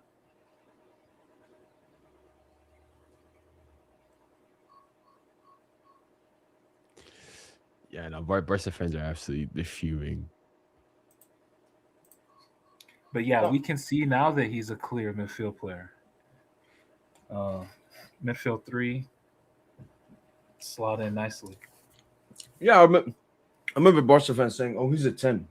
You don't operate with the 10." What the fuck are you guys talking about? You haven't even watched him. You've seen 115 minutes. How do you know what draw is?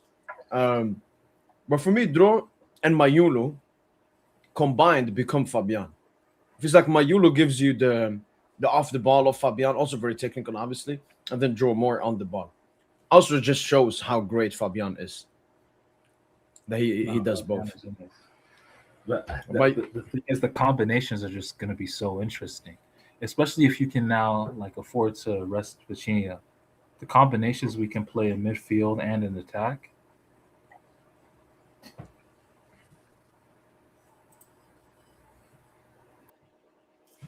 I mean, do you remember once when they played like a 1-2 on the right side? It was like Warren, Zaire, Emery. I think Dembouz and Do It dropping deep as well. No, I don't remember.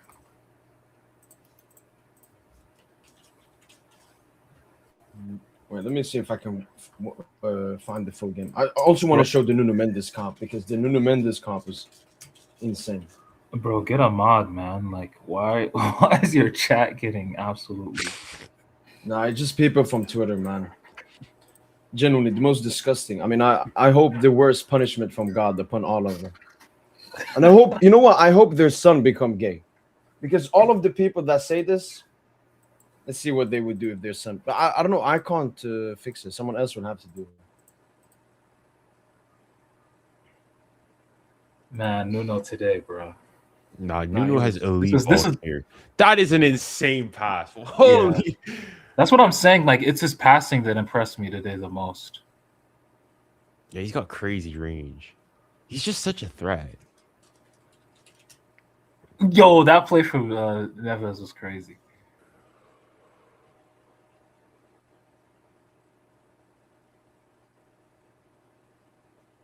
Yo, like, look at these passes. That's what, like, this is what I be talking about. Like, he's playing. This is their center back. He's doing that from center back, by the way. Oh, and this one just goes inside. Oh, I think he over dribbled it. Like, yeah, he wins the foul. I think. Yeah.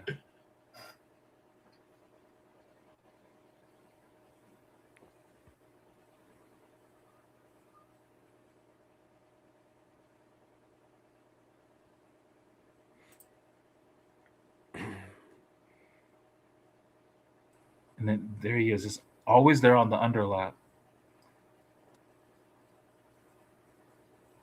But a higher level. But just a higher level. Where you're just picking passes for fun in deep zones that other players just can't. They don't have the tech or the vision to do it. Yeah, shout out to Marseille for trying to have a football game against us. Oh, this was the Greenwood clip. Yeah, yeah. I mean, look at the on right here.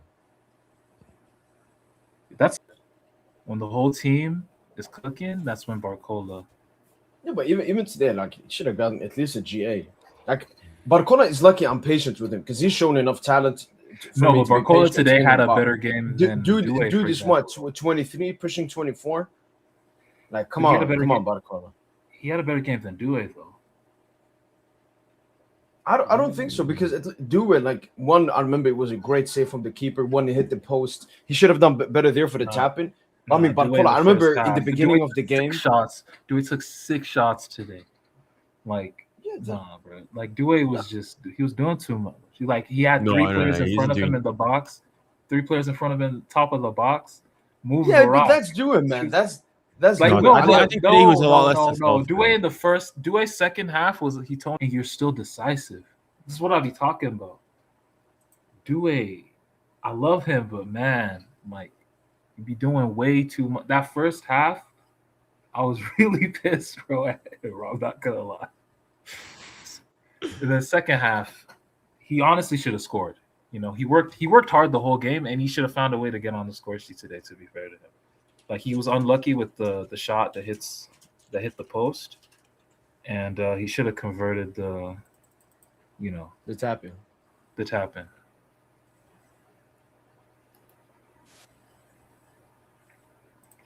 No, but Barcola was good though. I thought Barcola was very good today. Barcola did that scoop dribble he did on, was it? Oh my god. It was Tim Weah, bro. Barcola dirty for that. That reminded me of, I think Messi's did that like way back when for like Barcelona and whatnot. That was crazy. But I think it was offside though. Nah, Barcola was doing some crazy shit today. But that's the thing, is he just don't be getting he should have that gimme there from that pass from Nuno. That's a gimme. He has to score that. No excuse. But when he hit the post. No, not when he hit the post. That's actually good work from him there. The Nuno, the one he missed. Yeah, the one from the Nuno comp. I feel like he just has to score. It's like he just like we don't. The thing is, that's like, of all his 1v1s, that's like the least egregious, I think. Like in that one, he tries. The keeper does well. He comes out. Barcola's going at speed. He goes around him, and he just like sort of runs. Yeah, like, once you go around him, you need to score. yeah, but he's going at pace. Like It it's doesn't not matter. like You need to score. You need to have the body control, whatever. Like you're Barcola. You just gotta score. no. I think you know what it's like. For example, Mbappe. You know he missed that wide open goal against who did they play last week? Whoever when he shot it and hit off the bar. It was like that. Like you're going at pace. You can't really slow down and take the time to probably shoot. So you're just going at pace.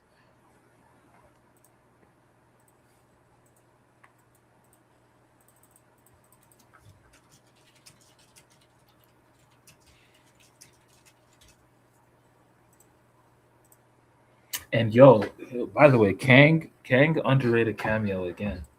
Yep. Like every cameo he's had, he's been cooking. And I was surprised he didn't start, but I think Lucius's Kang is like the first substitute. Like Gonzalo is a sub, Kang is a sub, Lucas has also been a very good reliable sub. Again, Gonzalo, one big chance. Kang had like two big chances created in limited minutes and a goal. Like that little cross to Gonzalo. Gonzalo has to score that.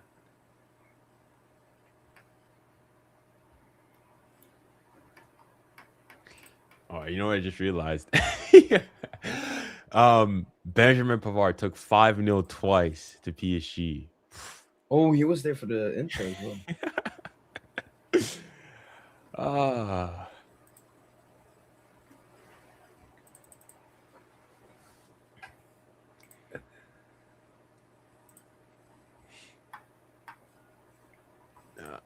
I don't think I've spoken to you guys since the draw. Who do you guys want in the round of 16? Chelsea. I don't care at this point. But if it's Chelsea, yeah. Yeah, I want Chelsea. Who do you think though would be the tougher? Like, who do you think is the better team between Chelsea and Barca? Barca. No, I don't think so. I think Chelsea's better. Like, I think Barca's the same as last year. They're super good offensively, but you could argue they're not as good as they were last year. At least they haven't hit the heights that they hit last year. But they're worse. Yeah, it's just hard to. The thing is, you can only play what's in front of you. To be honest, like, to be fair to Barca, like you can only play what's in front of you. But yeah, like none of Barca's recent games have impressed me because of the level of comp. It's like Copenhagen, Albacete. Like, what serious team have they played? You know. Like I actually do agree with you, Junior. I think in a matchup, I think Chelsea would be harder because you need to be at maximal capacity physically, right? You know, physically we need to be at our best for a Premier League side, not just Chelsea, just the Premier League side in general. Whereas with Barca, I mean, just like what we did in the group stage game, that second half where we just pressed them and suffocated them the whole half. Like it was really easy, and we did that. That's ultimately the thing for me is that like Barca, like I don't know, low-key, I'm starting to go and think like that. Even Barca is the easier matchup. I promise you, Barca's the easier matchup. Who do you think is the better? Like Premier League teams have just Chelsea Premier League teams are just so. Who do you think would win? These Prem teams are. Yeah, I think Barca could probably beat Chelsea, but it would be like a 7-6 or something, or 8-7. No, it would be just like a crazy scoreline if Barca were to win. But who do you think wins more? Like, who do you think is the more? I think Chelsea can win that, though. I do think Chelsea can beat Barca over 2 legs. Yeah, because Barca is just, like they're a great team offensively, but I just don't see what they do, against like real opposition. Like I just don't rate La Liga. Let's just put it let's just call it like it is. I just don't rate La Liga. Yeah, no, it's a fair argument, especially even when you look at Barca last season. Their great victories came against, again, Real Madrid and Atletico Madrid, who are not the best teams. And then obviously was Bayern early on in the group stage under a new manager and Vincent Kompany, which lost, I think, Aston Villa in the second game after that as well, and didn't even make top 8. And then obviously in the knockout stages, Benfica, Dortmund. Well, no, for me, I guess it's more about eye test rather than what they've shown. Like PSG, we can talk about PSG being great because of what they've done. Barca, I think it's potentially what they can do. Especially if Rafinha comes back to form. And I think Juan Garcia is a massive dub from last season. The only issue, as you guys said, is the defense. I mean, they lost Inigo Martinez, and all of their defenders have become worse since last season. Kunduz has dropped off massively. Baldes dropped off as well. And I mean, now their best center back is Eric Garcia. That will obviously, I mean, maybe even the question mark, like, can Barca win a Champions League with this side? Just because of how weak that defense is. I mean, even though like Garcia was there against Chelsea, and like Barcelona got like walked off the park against Chelsea. Yes, we can go and say the red card, so on and so forth, but like I just don't think even that Chelsea, Barca could not hack the game, the intensity of that game against Chelsea. They couldn't hack it. That's what I go mean. I just go and think like, okay, let's, and then like over two, like I don't think like even just watching them against like against Mallorca yesterday. Like they were obviously the better team and they deserved to win, but they just like they give up too many chances. Yeah, like even like compare, Mauricio could have scored that chance. For exactly, example, yeah. Like you compare PSG today, played. I think most people, even the biggest. Safanov made an early good save like, off Guiri, I think. That was maybe. But that was their only like. Other than that, yeah, it was smooth. Like, let me actually go. Markey had a block on Tim Weah, I think. But the thing is, like, it just, for me, it's about the balance. Obviously, in that Barca team, but just how good they are offensively. Like, even in the game against Tosen, they were not the best. They still created clear open chances. Obviously, their goal came from a. They created those chances, but you had the Zabarny goal line clearance twice, and obviously they missed Rafinha, who's their best decisive player in the final third as well. Yamal has also taken a leap since last season. I think De Jong has shown a lot of great consistency recently. So obviously, and I think goalkeeper is obviously a massive upgrade. But as you guys said, it's the defense, not just the way Flick plays them, but the personnel as well. But like even still though, like could you see a team winning a UCL with Eric Garcia and Kubarsi as the two center backs? Like, but like even that, like what have been Barca's big performances this year? Like even big games. No, the only thing they have is maybe the Atletico Madrid 2-0 victory, and then the Madrid final. Even Madrid, Madrid first they lost, and then like the game in the final. Okay, yes, they played against Real Madrid, but they played against the Real Madrid who were not good, and even then they won like by without Mbappe as well. Yeah, and without Mbappe, their best player. So and you could go and say Madrid probably should have equalized. Now, don't get me wrong, Barca were the better team and whatnot, but that's sort of what I mean. That they suffer too many. Like if imagine Mbappe, a fully fit Mbappe starts that game, Madrid score another goal, and afterwards it's just, bro. I agree with you, man. I just think it's hard to rate Barca because let's just be real, guys. We just don't rate La Liga. It's hard to really rate La Liga, you know. Just for us to gauge how good Barca are. Like it's hard to get a gauge on how good they are because La Liga is really ass. Like Real Madrid are really bad. They're not a good side at all. Like any organized team is beating Real Madrid with good enough quality. Like a Liverpool, Liverpool are dog shit and they beat Real Madrid. You know what I mean? Like. No, it is fair. Like Madrid is a punching bag at this point. It's not that. Yeah. That's why it's hard to gauge how good Barca are. And then they play an Inter team last season. That Inter team was cooked. Look at their league form going into that game. Their league form was cooked. They lost the Supercoppa final. The Italian Coppa Italia. Yeah, they lost that. Fucking Lautaro was on one leg. Marcus Thuram on one. Like they couldn't even beat that. They conceded 7 goals to that. They let Dumfries look like prime, Cafu. So I don't know, man. Like it's hard to just rate Barca, man. I'm gonna keep it real. Like the only team to take seriously is Bayern. That's it. Right, we got and Arsenal. Arsenal as well, yeah. Yeah. Nah, look how quick you to say Arsenal. Now Arsenal got the first place curse. They get No, for me with getting Arsenal, packed up. they're Arsenal getting very packed tough up in the team round of 16. that deserve a lot of respect. Like if we say like we get drawn against Arsenal, I will be very respectful because Arsenal is a team that deserves respect. But I think Not they're really. lack No, they do not deserve in respect. attacking. No, they do, Tosin. Like Until they win, they don't deserve. They don't deserve. Respect. no, because then you're just using what people used against us back in the day. Oh, you're never going to win a UCL because you've never won one. Like the most Arsenal are not contradictory, us. idiotic. Arsenal got no sauce though. Like they just No, Joseph, that's they're what I was just going to not come to. For us. me, they have the great defense. Obviously, when it comes to the UCL, you need to have a great defense. We have that. The thing they absolutely lack is the offensive sector. You need to have individual ability. We would not have won a UCL without Due's individual ability, without Khvich's individual ability, Dembele, Barcola nutmeg, Due 30-yard screamer, Khvicha goal versus Villa, all of the big important Dembouz goals in the knockout stages. And I just don't see, like, let's say PSG are 1-0 up against Arsenal, who are they going to call upon? Corner kick.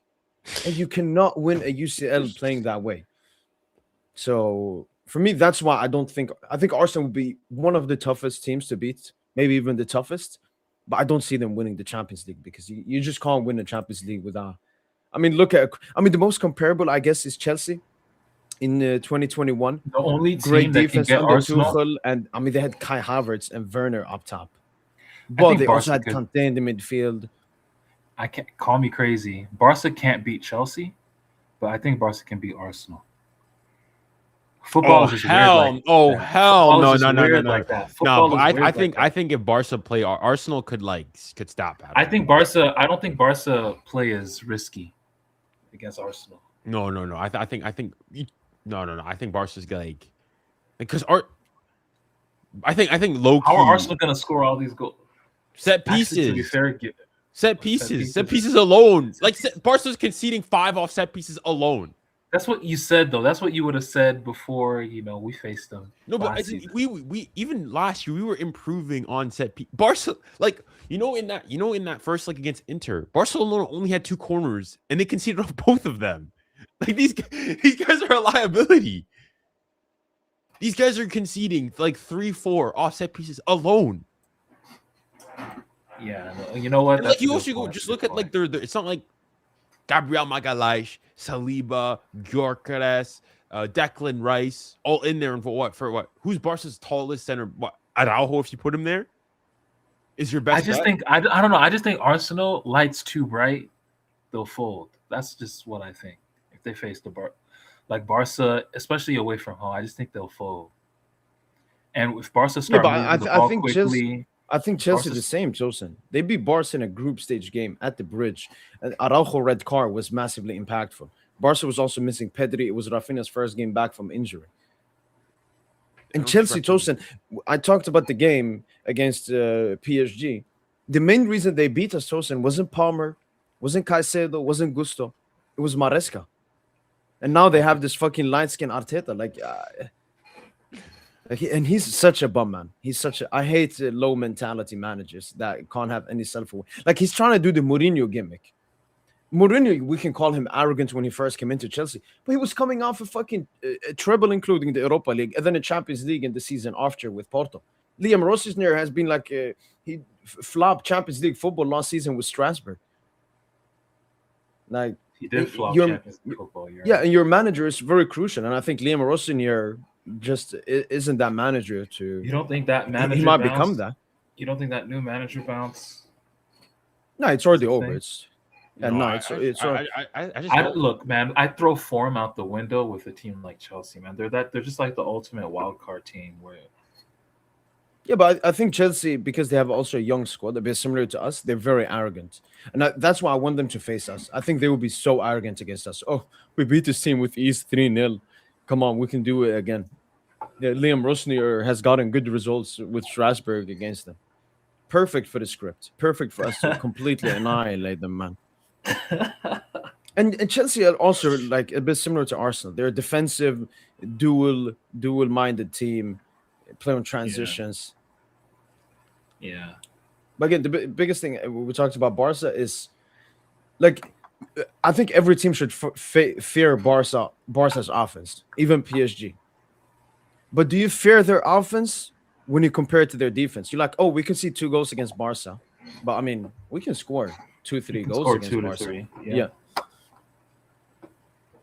I mean, their goal they conceded versus Inter, that was the quickest goal a team conceded in the Champions League semi-final history, straight from kickoff.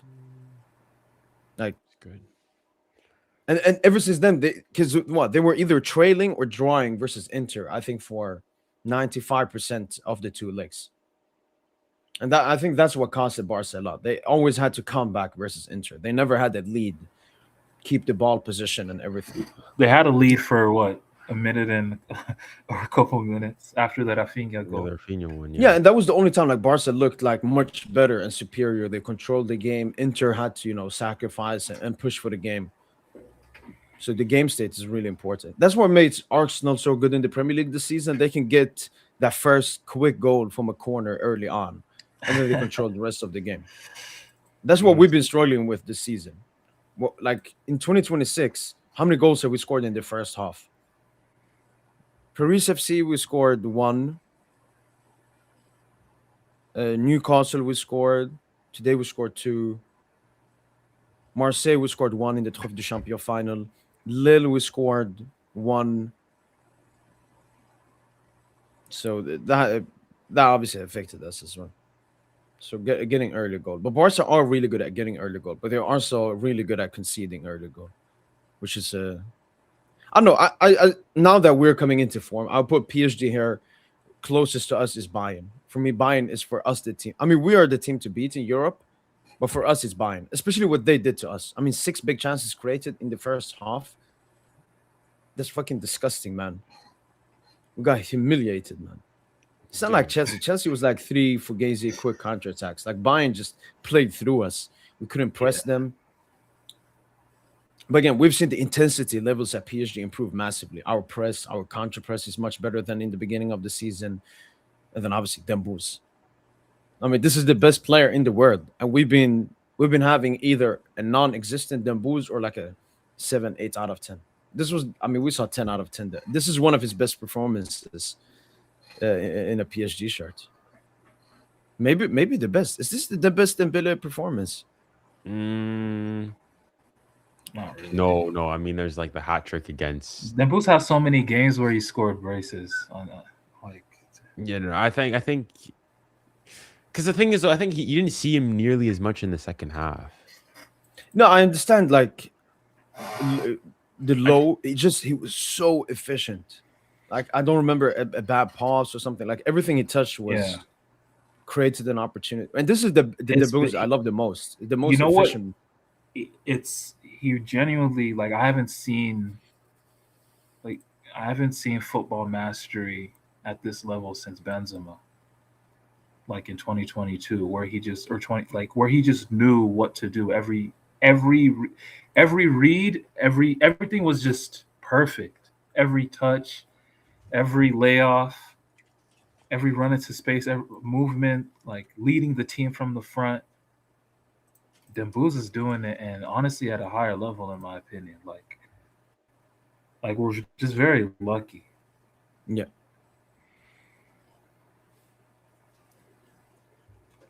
Man, Dembouz is just like the weirdest player ever. Like dude's a genius, but like he's capable of like the lowest lows and stuff. Yeah, he has crazy. And the thing is, Tosin, he has so visible stinkers. If we take Mbappe as an example, when Mbappe has a bad game, you don't see him. Dembouz, you see him. It's a lot of missed chances. It's a lot of bad, disgusting, filthy actions. But it's a good thing, Tosin. You also mentioned that. I remember after Girona, like, he still tries. Dembele for me, the worst version of Dembele is when he doesn't try. Like cameo versus Strasbourg, some other cameos he's had. No shot, nothing. Yeah, I think in those games he's just preserving himself. Yeah. Yeah. Because, man, look, honestly, man, thinking back to like the Mbappe era, Mbappe, I feel like especially like Ney or like, especially like even Messi did it, and Messi rarely does it. But like they took off a game or two. Like, they would be like, yo, I'm not traveling to Lorient or fucking Dijon this week. I'm gonna just stay inside. I'm just staying in Paris. Yeah. Like it's really Yeah. hard to have that week to week I guess desire to play. Yeah, and I think that's what Lucha has brought to us, especially last season with the domestic treble and even the season before, taking every single game, no matter who the opponent is, no matter the competition, seriously. That's why the youth integration is so crucial as well.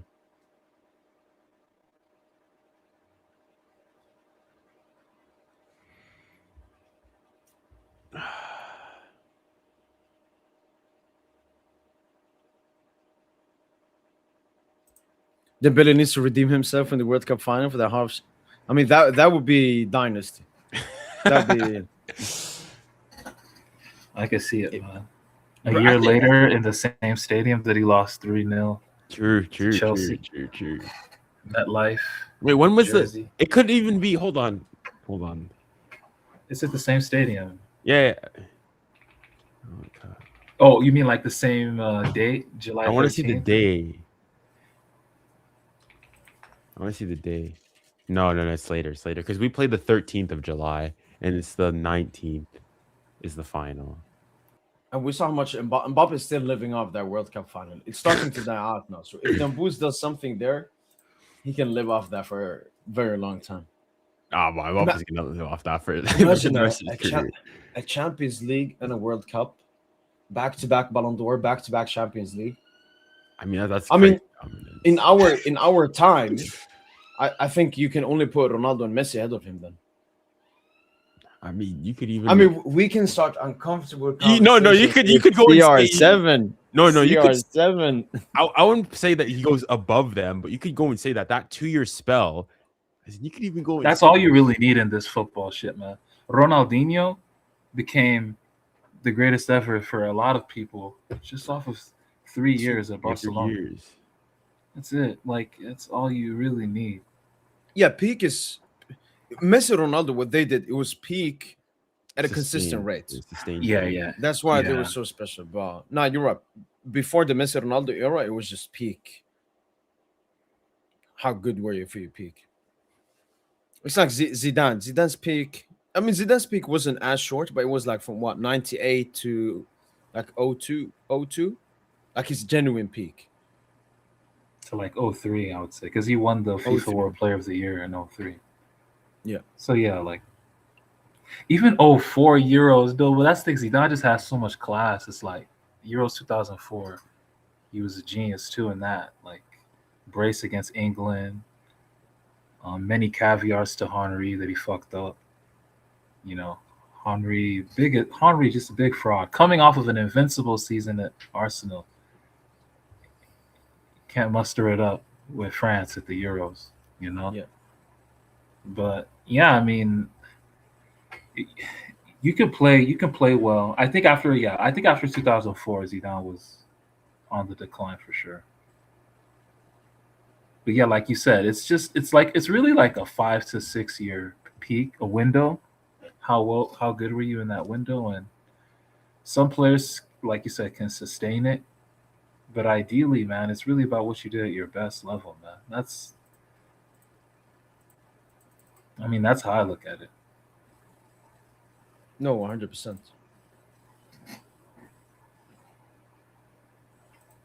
Yeah, Zidane, 98. Yeah, 98 to 04. R9, what would be like R9's peak? Maybe like 90, just the 90s, basically the late 90s. Mbappe never got a prop like this from France. I know that Dembele is because I think people in France, they see, Mbappe, for him to win everything and be considered as the best, he had to leave. Dembele is a true nationalist. Stayed in France, won the UCL and Ballon d'Or. I mean, become, I think, the second player to ever do so after Jean-Pierre Papin in the 90s when he won the UCL with Marseille and the Ballon d'Or. Yeah, in France. Yeah, no one knows who Papin is. Like, Dembouz, man.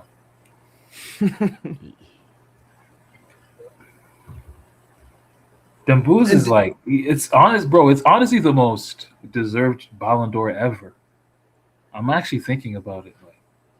Like, I mean, okay. I mean, I probably wouldn't go as far as to say that. okay, now I'm taking out Messi and Ronaldo. I'm taking out the Messi Ronaldo. Like, I really think it's the most deserved Ballon d'Or. Do you think it's more deserved than Benzema? It's on the same level, but I would smidge Dembele ahead a little bit because he led a really young team. Yeah, and the team's first Champions League, not True, 14th. true. I think it's up there. I'm gonna be interested in seeing because I feel people are low key underestimating France going into this World Cup. Like, there's just Why would one guy. you can't underestimate. No, but there's They're this one just too guy. deep. There's this one They're guy attacking. on TikTok who basically, like people think, France is this big team and whatnot, and he basically showed, going back to the France Nations League game against Spain when it was like 5-1 to Spain and whatnot, going and saying like, this is a France team playing against actual opposition. That wasn't a 5-1 game, though. Anyone who actually watched that game knows that wasn't a 5-1.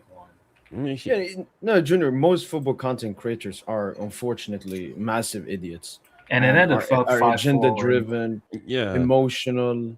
And also, like, France also didn't have like their like Saliba was on, Upamecano was out. We didn't have a starting, like, a lot of people were not there. No, they either. were starting fucking Kalulu and shit, Kalulu bro. and Like, it was a joke. Langley. So like, Yeah, Mcdonalds had a terrible performance. like, yeah, even you go to like on the XG, like, so Spain had an XG of 2.91, France had an XG of 2.74. France had 24 shots. They outshot Spain. Spain had 16, and it had more shots on target, 9 to Spain's 8. And Spain created 5 big chances. France created 4. Like people again. I think ultimately the game finished 5-4. Like, people make it seem, and then they'll go and say, "Oh yeah, but Spain started taking off all their players and whatnot," which, like, all right, but I will admit this. I'm gonna be honest. I think if France plays Spain like 5 times, or no, let's say 10 times, I think Spain beat France 7 times out of 10. Like, I think Spain they is would France. more often. Spain or France is kryptonite.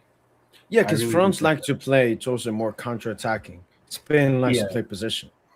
Yeah, Spain and like France ruins the France game don't a have little the bit for- concentration for those long Spain phases, like possession phases, because Spain they're just so smart, like, in picking out the gaps. And France, I just don't. You're not going to expect France to stay disciplined, especially from up top with Mbappe leading the line. Let's keep it a beam. Yeah, no, that's why I think it should be Mbappe left wing. If you look at Mbappe best for France in 2018 World, I know he's a different player now, but I just don't think he should lead the team. But the thing is, and you know what?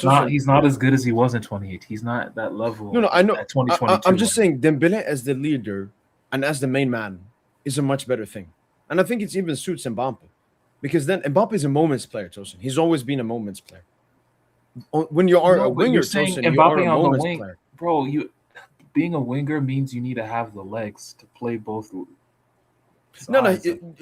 Yeah, Deschamps will just have to like tell Chouameni or Camavinga, and then at that play, point like, you a have to defensive play left back 4-3-3 to compensate, I think Deschamps might honestly just play 4-3-3 or the and 4-4 go- or the 4-4-2 we talked about. Dembouz Mbappe up top. I would play. I would honestly play Cherki, Mbappe, Dembele, but you can't fit that with 4 at the back. You have to play wing backs with that, to be honest. But I think ultimately, What is that? Emre is really interesting. yeah, Yo, I that's think a good shout. ultimately, though, Warren As like could- a wing back. no, I just think ultimately Deschamps is going to play Mbappe, Dembele, Elise, 4-3-3. He's going to play Chouameni, Rabiot, and Kone. And I he'll don't play think so. like Recently, he's always played 4-2-3-1. I think he knows about his attacking quality, and he knows he got to play 4 of them at the same time. And the thing I with think Deschamps, they'll also, offer- one thing we have to remember, since 2016 and onwards, Deschamps used to, yes, he's always been a conservative manager, playing for Marseille and Serie A, but he used to take more risks before. And I think what's made Deschamps' France a little bit worse is he's becoming even more conservative. But this is his last World Cup. There won't be a World Cup after this. Zidane is going to come in immediately. So we maybe see Deschamps making some cheeky tweaks for his last actual World Cup to end it on a high note. And I don't think he cares as much about his relationship with Mbappe because he's not going to coach him anymore after this World Cup. 7-game tournament. Bro, Like, imagine Mbappe he is tries like- something completely. but you I would know- play Warren Zara Emre right wing back, Barcola left wing back. Hmm.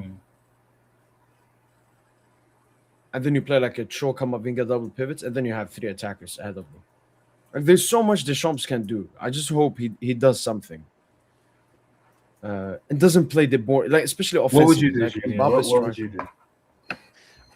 I think also when you have to have the balance. I think one of the France's, like even at the Euros, one of the things you cannot not say about France is France was solid defensively. I think France had one of the best defenses in the tournament. So I think he's gonna go and be very conservative. The thing is, if Koundé keeps up as he is, I think Koundé stinks. Koundé Like, stinks. Koundé Should may- not be starting. very well find I himself. think the only way for Koundé to start is if they go to 3 at the back and he plays right center back. That's the only way for him to actually maybe get. But him as a straight fullback is disgusting. That gimmick has lasted long enough. Full. I mean, yeah, that's the thing. But no, Deschamps would. I don't think he would ever go and put him as a right back, unless he tried it in the in like the March It's window. different too. Like playing right back for France, like Warren is gonna. He's not gonna do the inverting shit. Like it's not the Lucho system. It wouldn't work. Yeah, like he's got to play straight up and down. I think Warren if really do anything, that? like Malo Gusto probably would play right back, if anything. Yeah, Malo Gusto. So I go think Warren could get in that midfield, man. Chouameni, Warren, and Kamavinga. I mean, if you ask for As me, well. I think what we should play the 4-2-3-1. We play, we'll say Malo Gusto right. Upamecano, Saliba center back pairing. Left back Luka Dean. Lucas Hernandez, Loki. No. Luka Dean's actually been pretty, like, he's been, I think it's probably the weakest point that we have, France's left back. But midfield, If Theo Chouameni. fixes up, maybe. Yeah. Midfield, I'd say Chouameni. Kone's been good.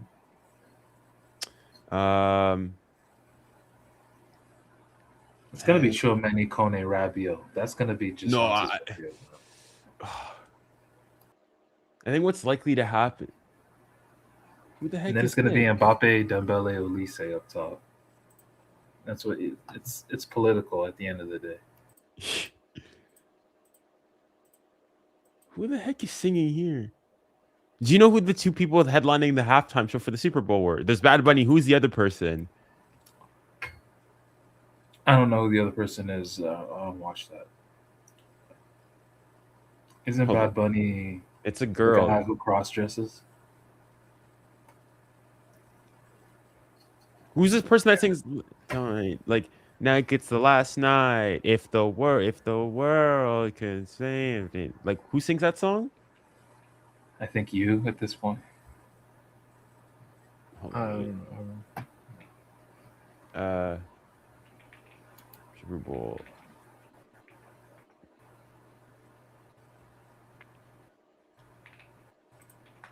Let's see.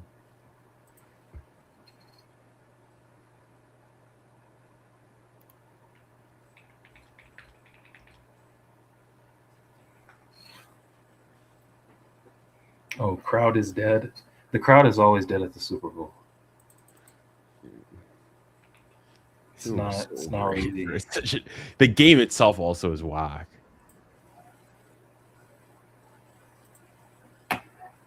Oh, Bruno Mars is in the Super Bowl. No. I think he's saying who sings that song, but it's JP something. I've looked at the name, JPX, I think.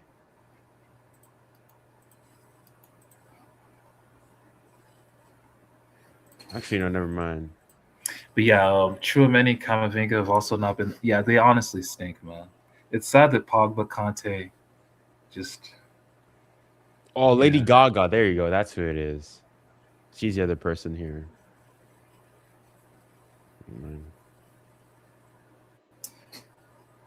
Yeah, man. Chouameni Camavinga is not the answer. Like they should have been. They were the chosen ones, for French football. In midfield, but I mean, not a lot of talent coming out in the midfield in French football right now. Like I thought how has Enzo Lefebvre been at Sunderland? Is he cooking up a little bit or? I'm not, but we're paying attention. Yeah, France just don't have a midfielder that has those, that the Jedi mind tricks, that you need in midfield.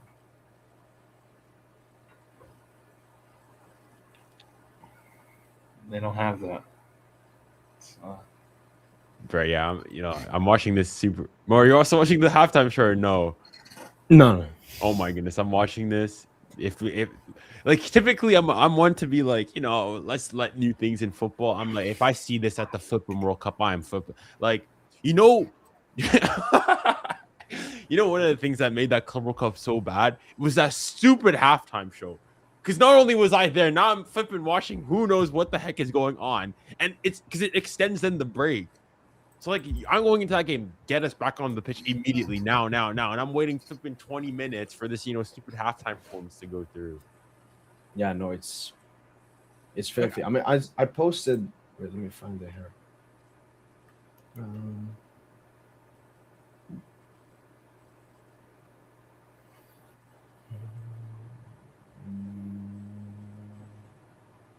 Are you gonna do the quick player ratings? Oh, totally forgot about that. Yeah, we'll do that. U.S. owned clubs in Europe's top 5 leagues used to be 0, and now look at this disgustingness. They're just Americanizing the sport, and Americans, all they care about is profits, removing the culture, the heritage of the leagues. The only league that hasn't been impacted is the Bundesliga due to the 50+1 rule. And I hate that nobody is talking about this. I haven't seen a football content creator discuss how the American owners are going to destroy the sports. But I've seen multiple of videos of how the evil Arab owners are destroying Spanish economy. The Spanish economy is dead. Only 2 American owners in Spain. Yeah, I mean, it's for 2 reasons. First of all, nobody wants to invest there. There isn't that much money. And the second thing is there are a lot of old school La Liga regulations that make it even harder. I think Sevilla now is by an American company that gave a loan to Sergio Ramos, I think, to buy Sevilla. Someone said it. So I think, they're a little bit. Thanks for mentioning it, Tosin. I totally forgot, man. And this is going to be an enjoyable player ratings, man. All right, let's do this.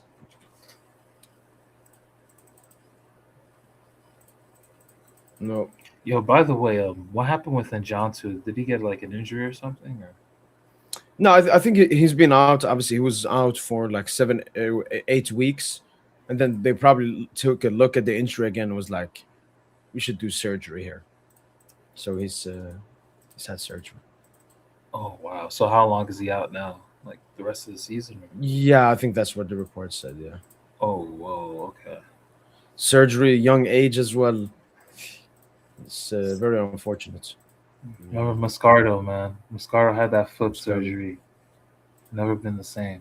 We looking at Buwadi now. Buwadi's pretty much a done deal. So. Yeah. Wait, why don't we go for fucking Maza Tosin? He is 10 times better than Buwadi, man. Maza is so good, man. Like I agree. I even went to Campos' Twitter account and commented, "Yo, Campos, please sign Maza, man." Maza, man. I agree that Maza would be a fit in Lucho's system, but I understand the idea in getting Buwadi. I think it's overrated. I hear you. He's I would rather get Baleba. I would rather get Baleba than Buwadi. No, stop that, bro. Baleba is class. Baleba is class. Especially now he's not in best form. We could get him for. And by the way, Alvarez, you saw him. Another stinker got hooked at halftime. We're gonna sign Alvarez for 70 million, Tosin, in the summer. Run before the World Cup. Is mids, man. I don't want no press on Alvarez. I'm keeping it real too. Like I think he's mids, dude. I need players to make.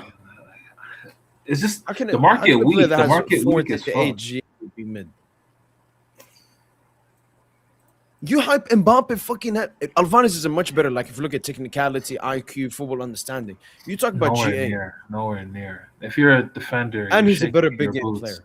You're shaking your boots versus an Mbappe. He's not a better big game player than Mbappe. Stop. Honestly, I would rather play against Mbappe than Alvarez, like as myself, because Mbappe, I know what he's going to do. You would not. No, Mbappe, I know what he's going to do. You say that, He's but quicker than me.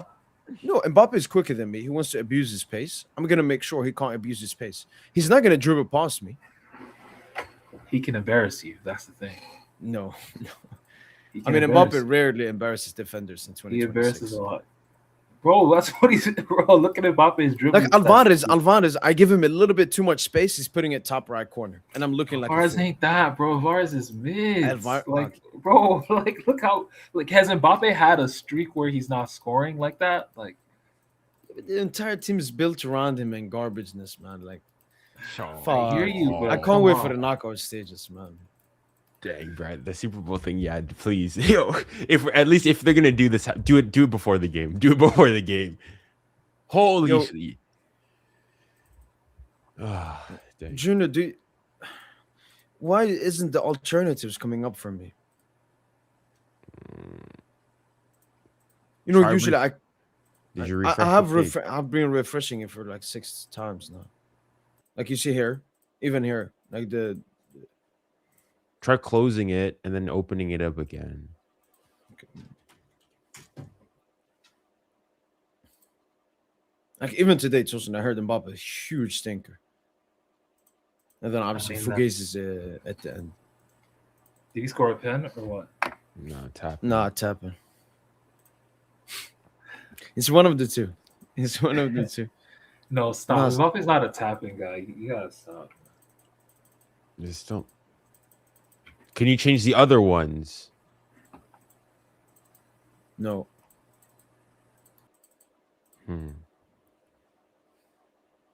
But do you see here? It's still, you see there? It's loading. It's like the page hasn't been... Oh, yeah. There's probably an issue there then. Like, try... Is it something with cloud, maybe? Maybe. I mean, maybe, like, try, I don't know, just close it and, like, leave it, like, wait a while. Like, close both tabs wherever you have, like, your OneDrive and whatnot, and then try opening it up again, like, in a separate tab.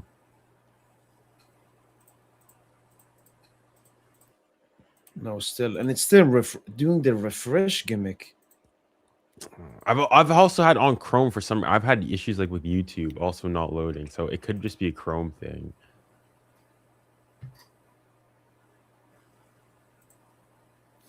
Yeah, for Auxerre, we did not do because Auxerre was a Destiny game. No, it's actually crazy how Auxerre was the turning point. Man, Nah, we're winning it again, man. I fear for Monaco, to be honest. Okay. What did Monaco do to this? Did they win this week? Didn't they? Were they playing Lyon? No, who played Lyon? No, Lyon played Nantes yesterday. I watched that game. Balerdi. Yeah, Balerdi had a legit negative 1 out of 10. Like, I think he's gonna have nightmares. Like, no, but you're a captain though. You're like the captain of that team as well. It's Monaco drew to Nice. Monaco in horrible form. Yeah, and even saw a Monaco fan posting like, "Oh, we're gonna face PSG 3 times in like 2 weeks." Yeah. You know what has been low key like a bust, bro? I'm sorry to say, as much as we all want the footballing world wanted it, Pogba's transfer to Monaco has been a bust. Yes. Yeah, no, it's unfortunate. I mean, they even gave him the comeback award. I remember at the Globe Soccer Award. Yeah.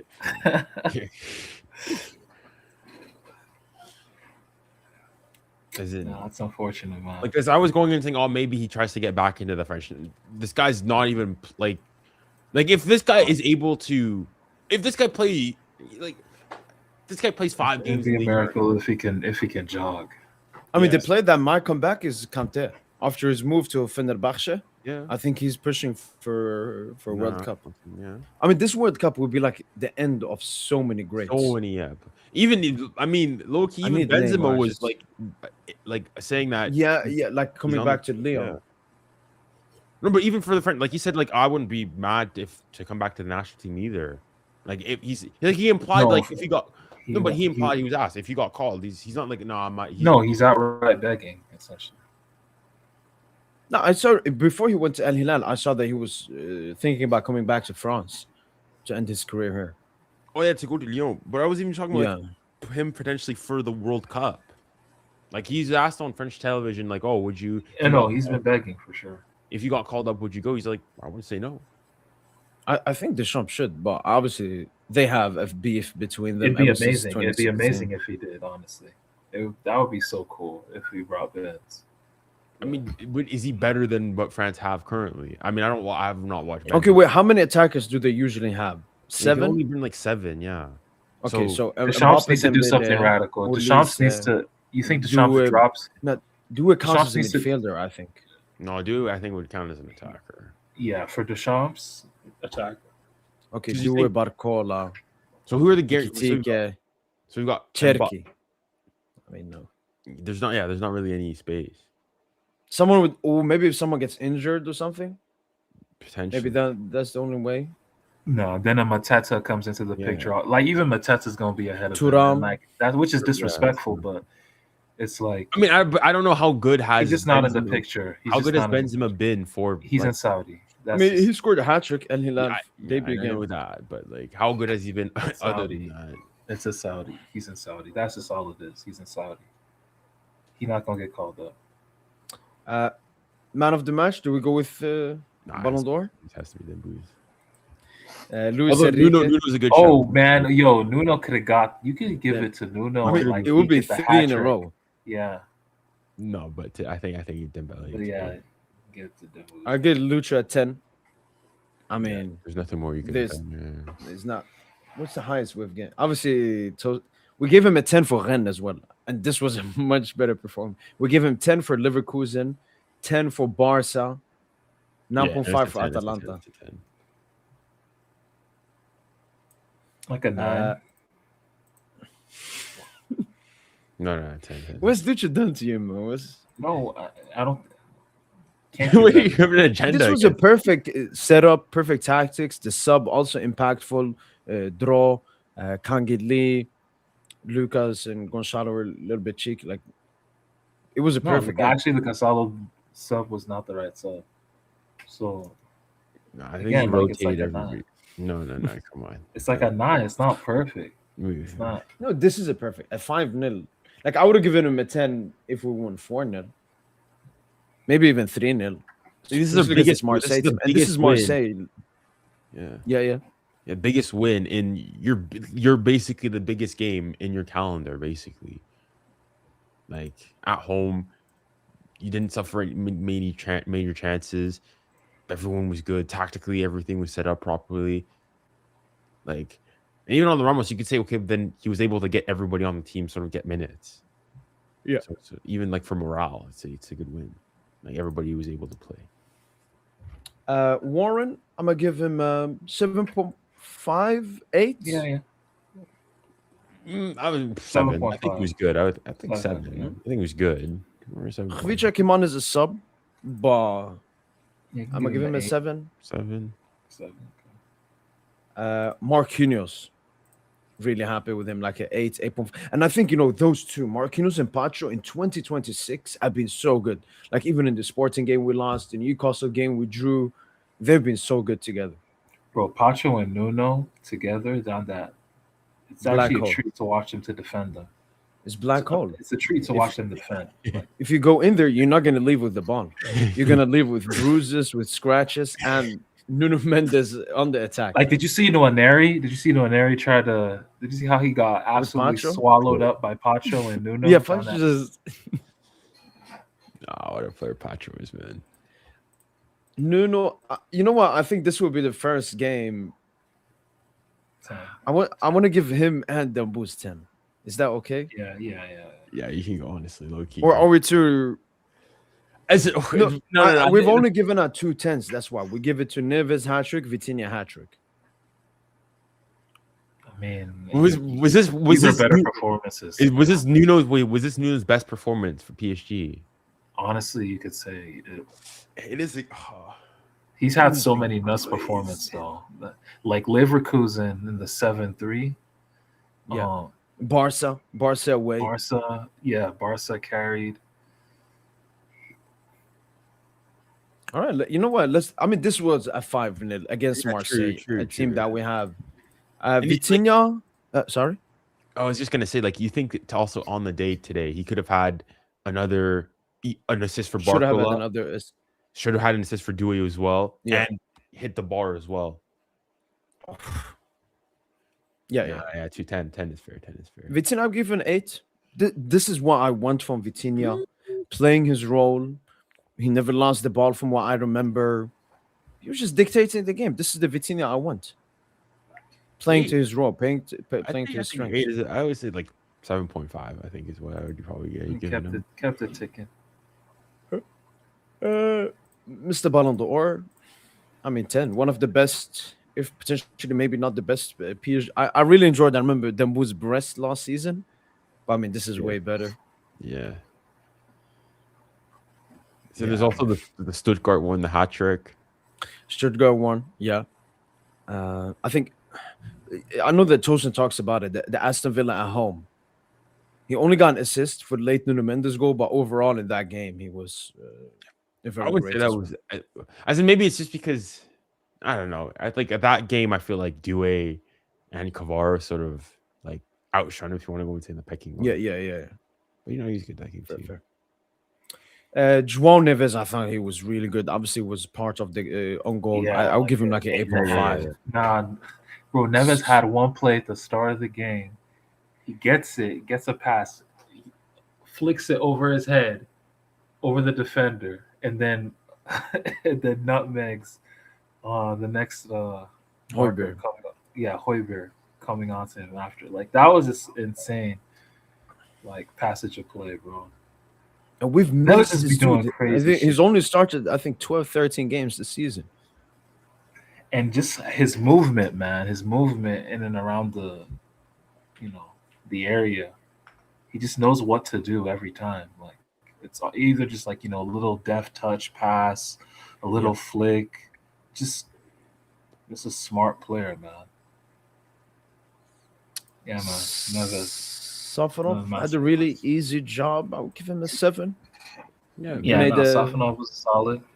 Ball playing was good as well. Yeah, and he's doing the basics with his ball playing. Like, I feel like Chevalier was trying to do too much, trying to show, I can be like Safanov is just you just see a guy who's very confident right now. He's better on the ball than Donna. Also, he's not as big. Like, when you are as big, you're more like clunky. Yeah. Like Safanov. No, I like Safanov a lot. He's very mature. I think that's one thing maybe with Chevalier. He doesn't have that maturity and mentality to play at the highest level. Yeah. Lucas came on as a sub. Gonçalo came on as a sub. Kang-In came on as a sub, but scored, so we'll give him a 7 as well.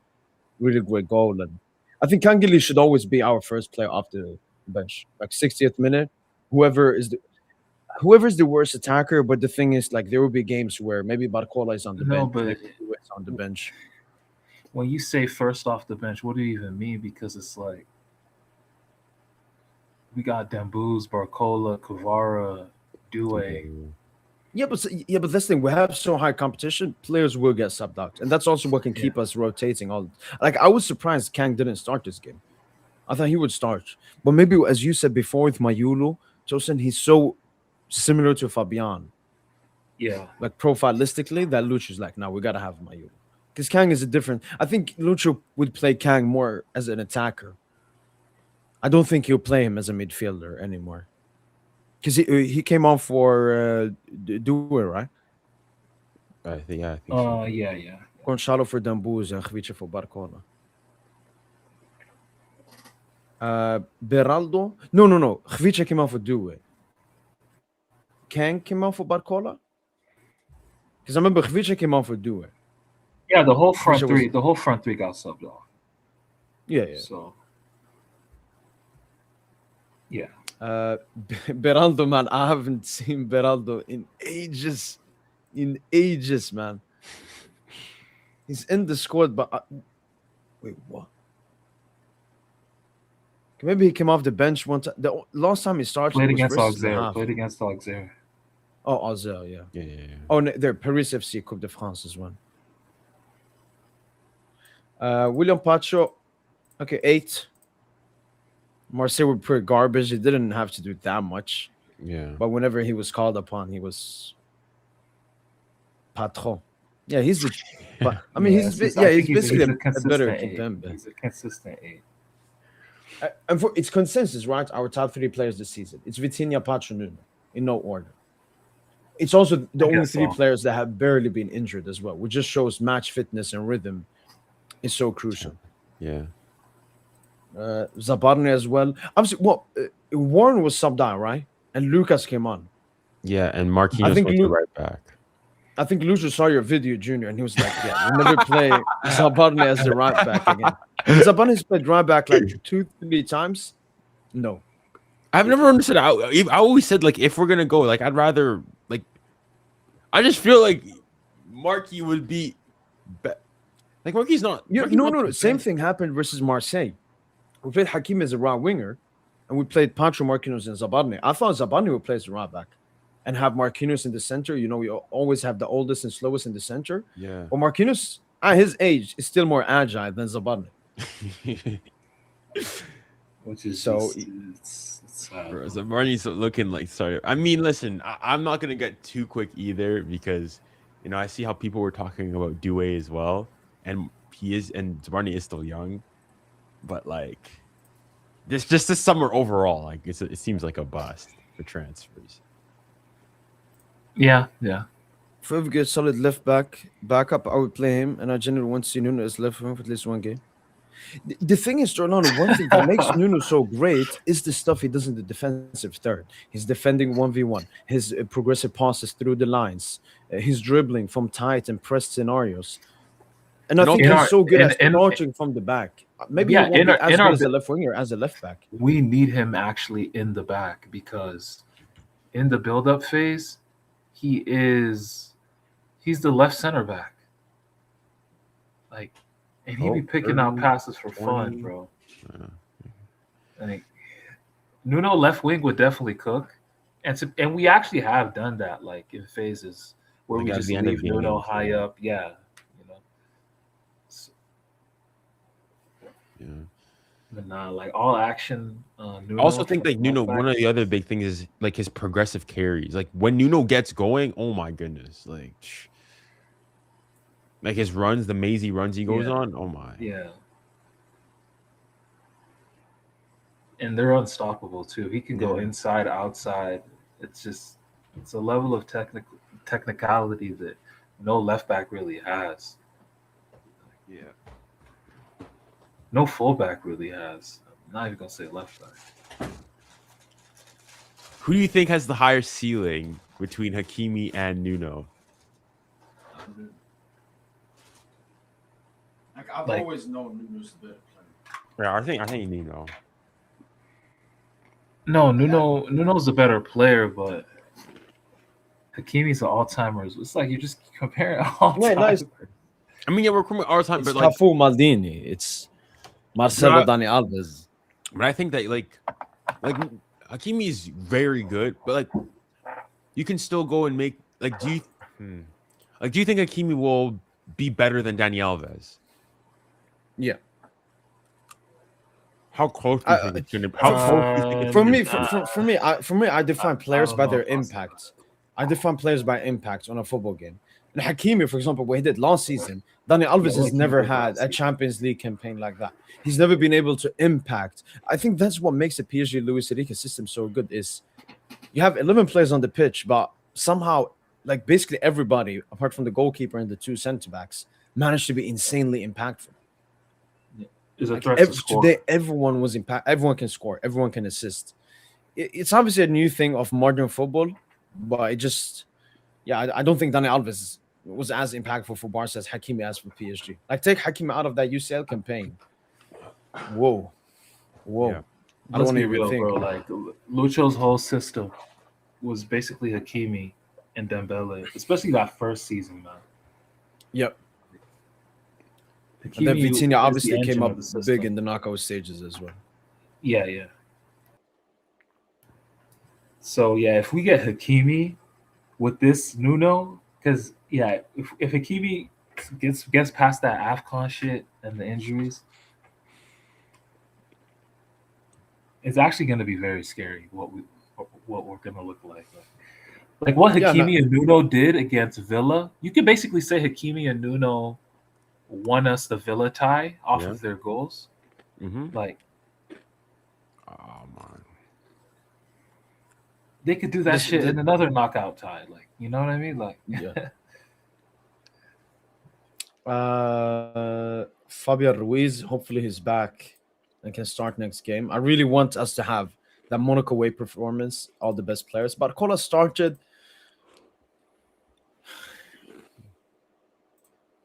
Whoa! I was happy with Barcola, but his inefficiency in front of goal.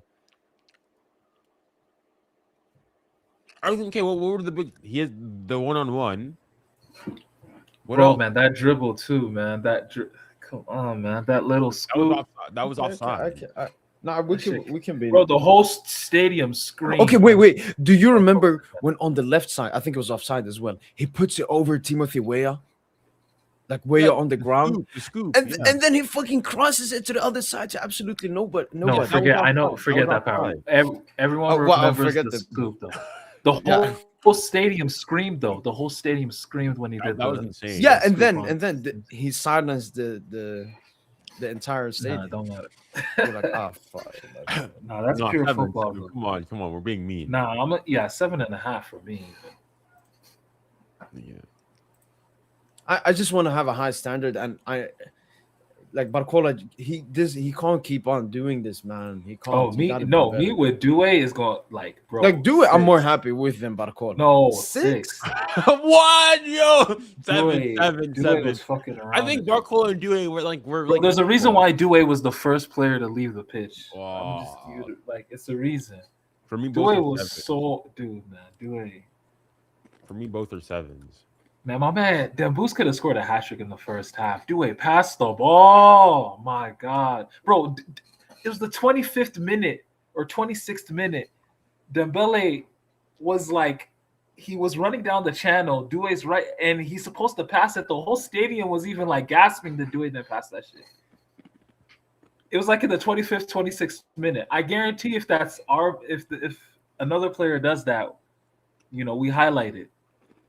Like, we got to highlight these things, bro. We got to highlight these actions. No, I know, but like Due, I saw him just playing with joy. That's the Due I remember from last season. That just does. He was trying back heels. I enjoyed Due much more than much more. Like I would do Due 7.5, Barcola 7. Due grew into the game. I think they were both equally as good as he. I think both are. No. Barcola was class. Barcola was better. I don't want to say class above, no. But Barcola is in front of goal, man. It's like at least Barcola is always. I don't know. Barcola is just more. If we're talking about the story of this game, Barcola is just more in the. Yeah, he's more collective. He's more team oriented. He's more of a character. Due is like a lone assassin. Well, again, different players. Due in the credits, like he wasn't doing much. And I've seen people now discuss Dani Alves, Hakimi in the chat and stuff.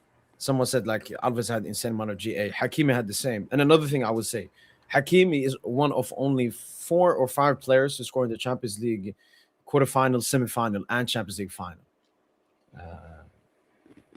He scored in the Champions League final, in the first one.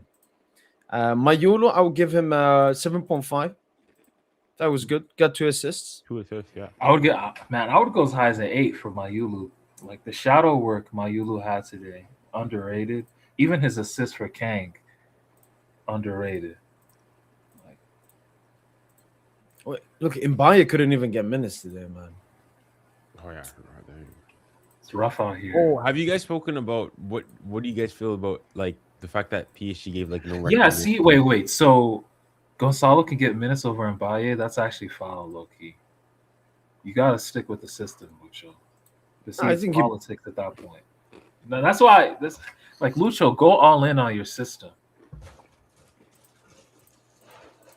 An immobile center forward should never take precedence over a 1v1 winger in your system. Never. That never takes precedence.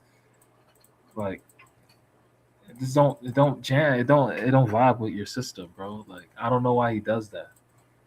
But then I think it's just, to keep Gonzalo happy, Wait. which is why he had to be sold, man. Is it this? I'm supposed to click Junior to refresh. Anyway, it's glitching out. But like our best players this season: Nuno Mendes, Vitinha, Neves, Safonov, Pacho, Warren, Dembouz coming up now. Then you got Hakimi. You got Dembouz quite low rating, only 7. We just have high standards. We just have high standards. If we had Barcelona standards, Barcelona standards. But generally, I think this is the best like rating. Now that we do rates for every single game and we come to conclusions together, this is like better than looking at FootMob or SofaScore or anything. Yeah, I think FootMob would inflate it. Like, because it's too much about GA and stuff on FootMob. Like if I look at FootMob, obviously I can't do all comps, so I will do. So in the league, okay, FootMob rating in the league is Vitinha, Nuno, Neves. Vitinha, Nuno, Neves, then Dembouz, Barcola. Yeah, all right. Wait, what's the ratings? Wait, what? Well, on FootMob. Yeah. The ranking is Vitinha, Nuno, Neves, Dembele, Barcola. But it has Pacho in 10th spot. It's too much GA on these apps. Center backs, you don't really need to care about ratings. Yeah, but like Pacho has been much better than Barcola this season. But because these stat sites, GA influence just the rating so much. Isn't Barcola our top scorer in Liga? Barcola's been mid, man. I'm not gonna say any like too much positive stuff about him. So what do you guys think is our best front three? Is you still think Dembouz, Doué, Kvara, or? I didn't think Barcola brings us something so different. I agree, man. I agree.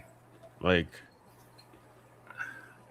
I'm really vibing with Dembouz, Kvara, Barcola again. That Doué's not making it in. I mean, he gonna have to work. That's the thing. Doué, it's honestly like last season. We go into Liverpool. Doué's the first dude off the bench. And he's playing well, like he's competing well with and then maybe he grows, from there, Maybe this is literally just a mirror of last season. Have you guys talked about the sort of potential, issues or discussions with regards to the fact that PSG didn't give Mbaye welcome or congratulations for winning AFCON? I agree. I think that was a disgrace, dude. I think that's disgraceful. But do you think it's related because Hakimi lost it? Yeah. Because I remember when whatchamacallit. It's very similar to the Sadio Mane. Actually, it's Salah. not similar. It's not similar because Hakimi and Mbaye have no personal thing. They have there's nothing there. But whereas Salah and Mane have always had that personal competitiveness or rivalry going on. But yeah, it's just they really did it not to upset Hakimi. Oh, yeah, that's really what it was, man. Like, because Mbaye definitely should have deserved something. Because he's also he's a TT as well. Like, he's won everything at how old? How old is he? 18? 17. Champions League. He's 18. A sextuple and an AFCON at 18 or 7.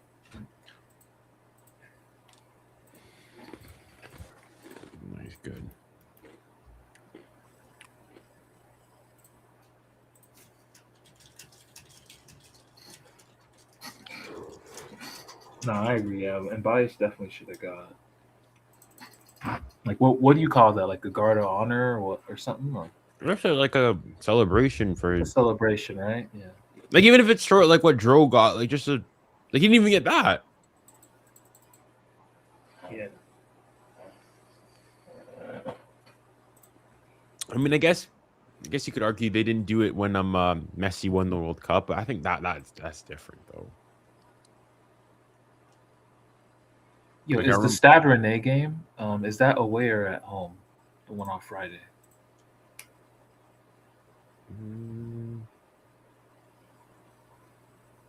No idea. I feel like I think it's away. Cause I feel like we played them already, right? Mm-hmm. You're right. We played them at home and won 5-0. Yeah. Yeah. Kavara game. Yeah, it's away from home. Okay. And then do we travel to Monaco as well, first leg? Yep. Because Okay. we're the seeded team. Okay, so a bunch of traveling. Let's just hope the players have the legs.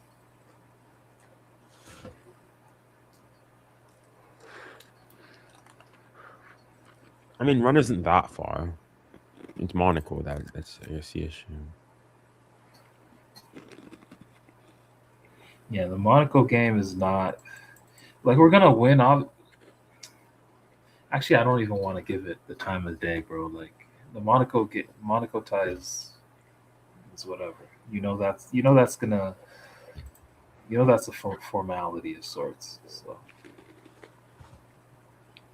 ain't shit to talk about with that.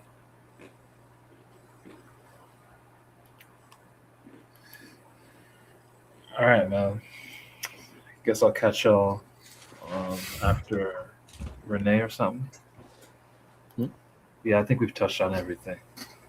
Yeah, I'll probably give you a heart out as well. Yeah. All right, then, Tosin. All right, see you. Y'all take care, man. Take care. Thanks You too, for having Junior, me. man.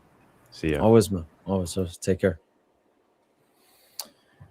All right, then, beautiful Paris Saint-Germain family. That's been it from my boy PSGINT. I've seen some people wonder about the camera. Just my phone died, so I have to use my secondary camera. But yeah, it was a really enjoyable live watch along. It was a really enjoyable post match podcast, and yeah, the momentum is back. But again, it's not about one game. It's not about 2 games. It's not about 3 games. It's about every single game for the rest of the season. We're still only 2 points clear at the top of Ligue and table, and we need to do more. But that's been it from boy PSGINT. Hopefully, guys have enjoyed this post match podcast.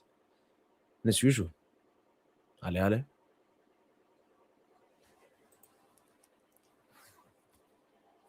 Allez, Paris.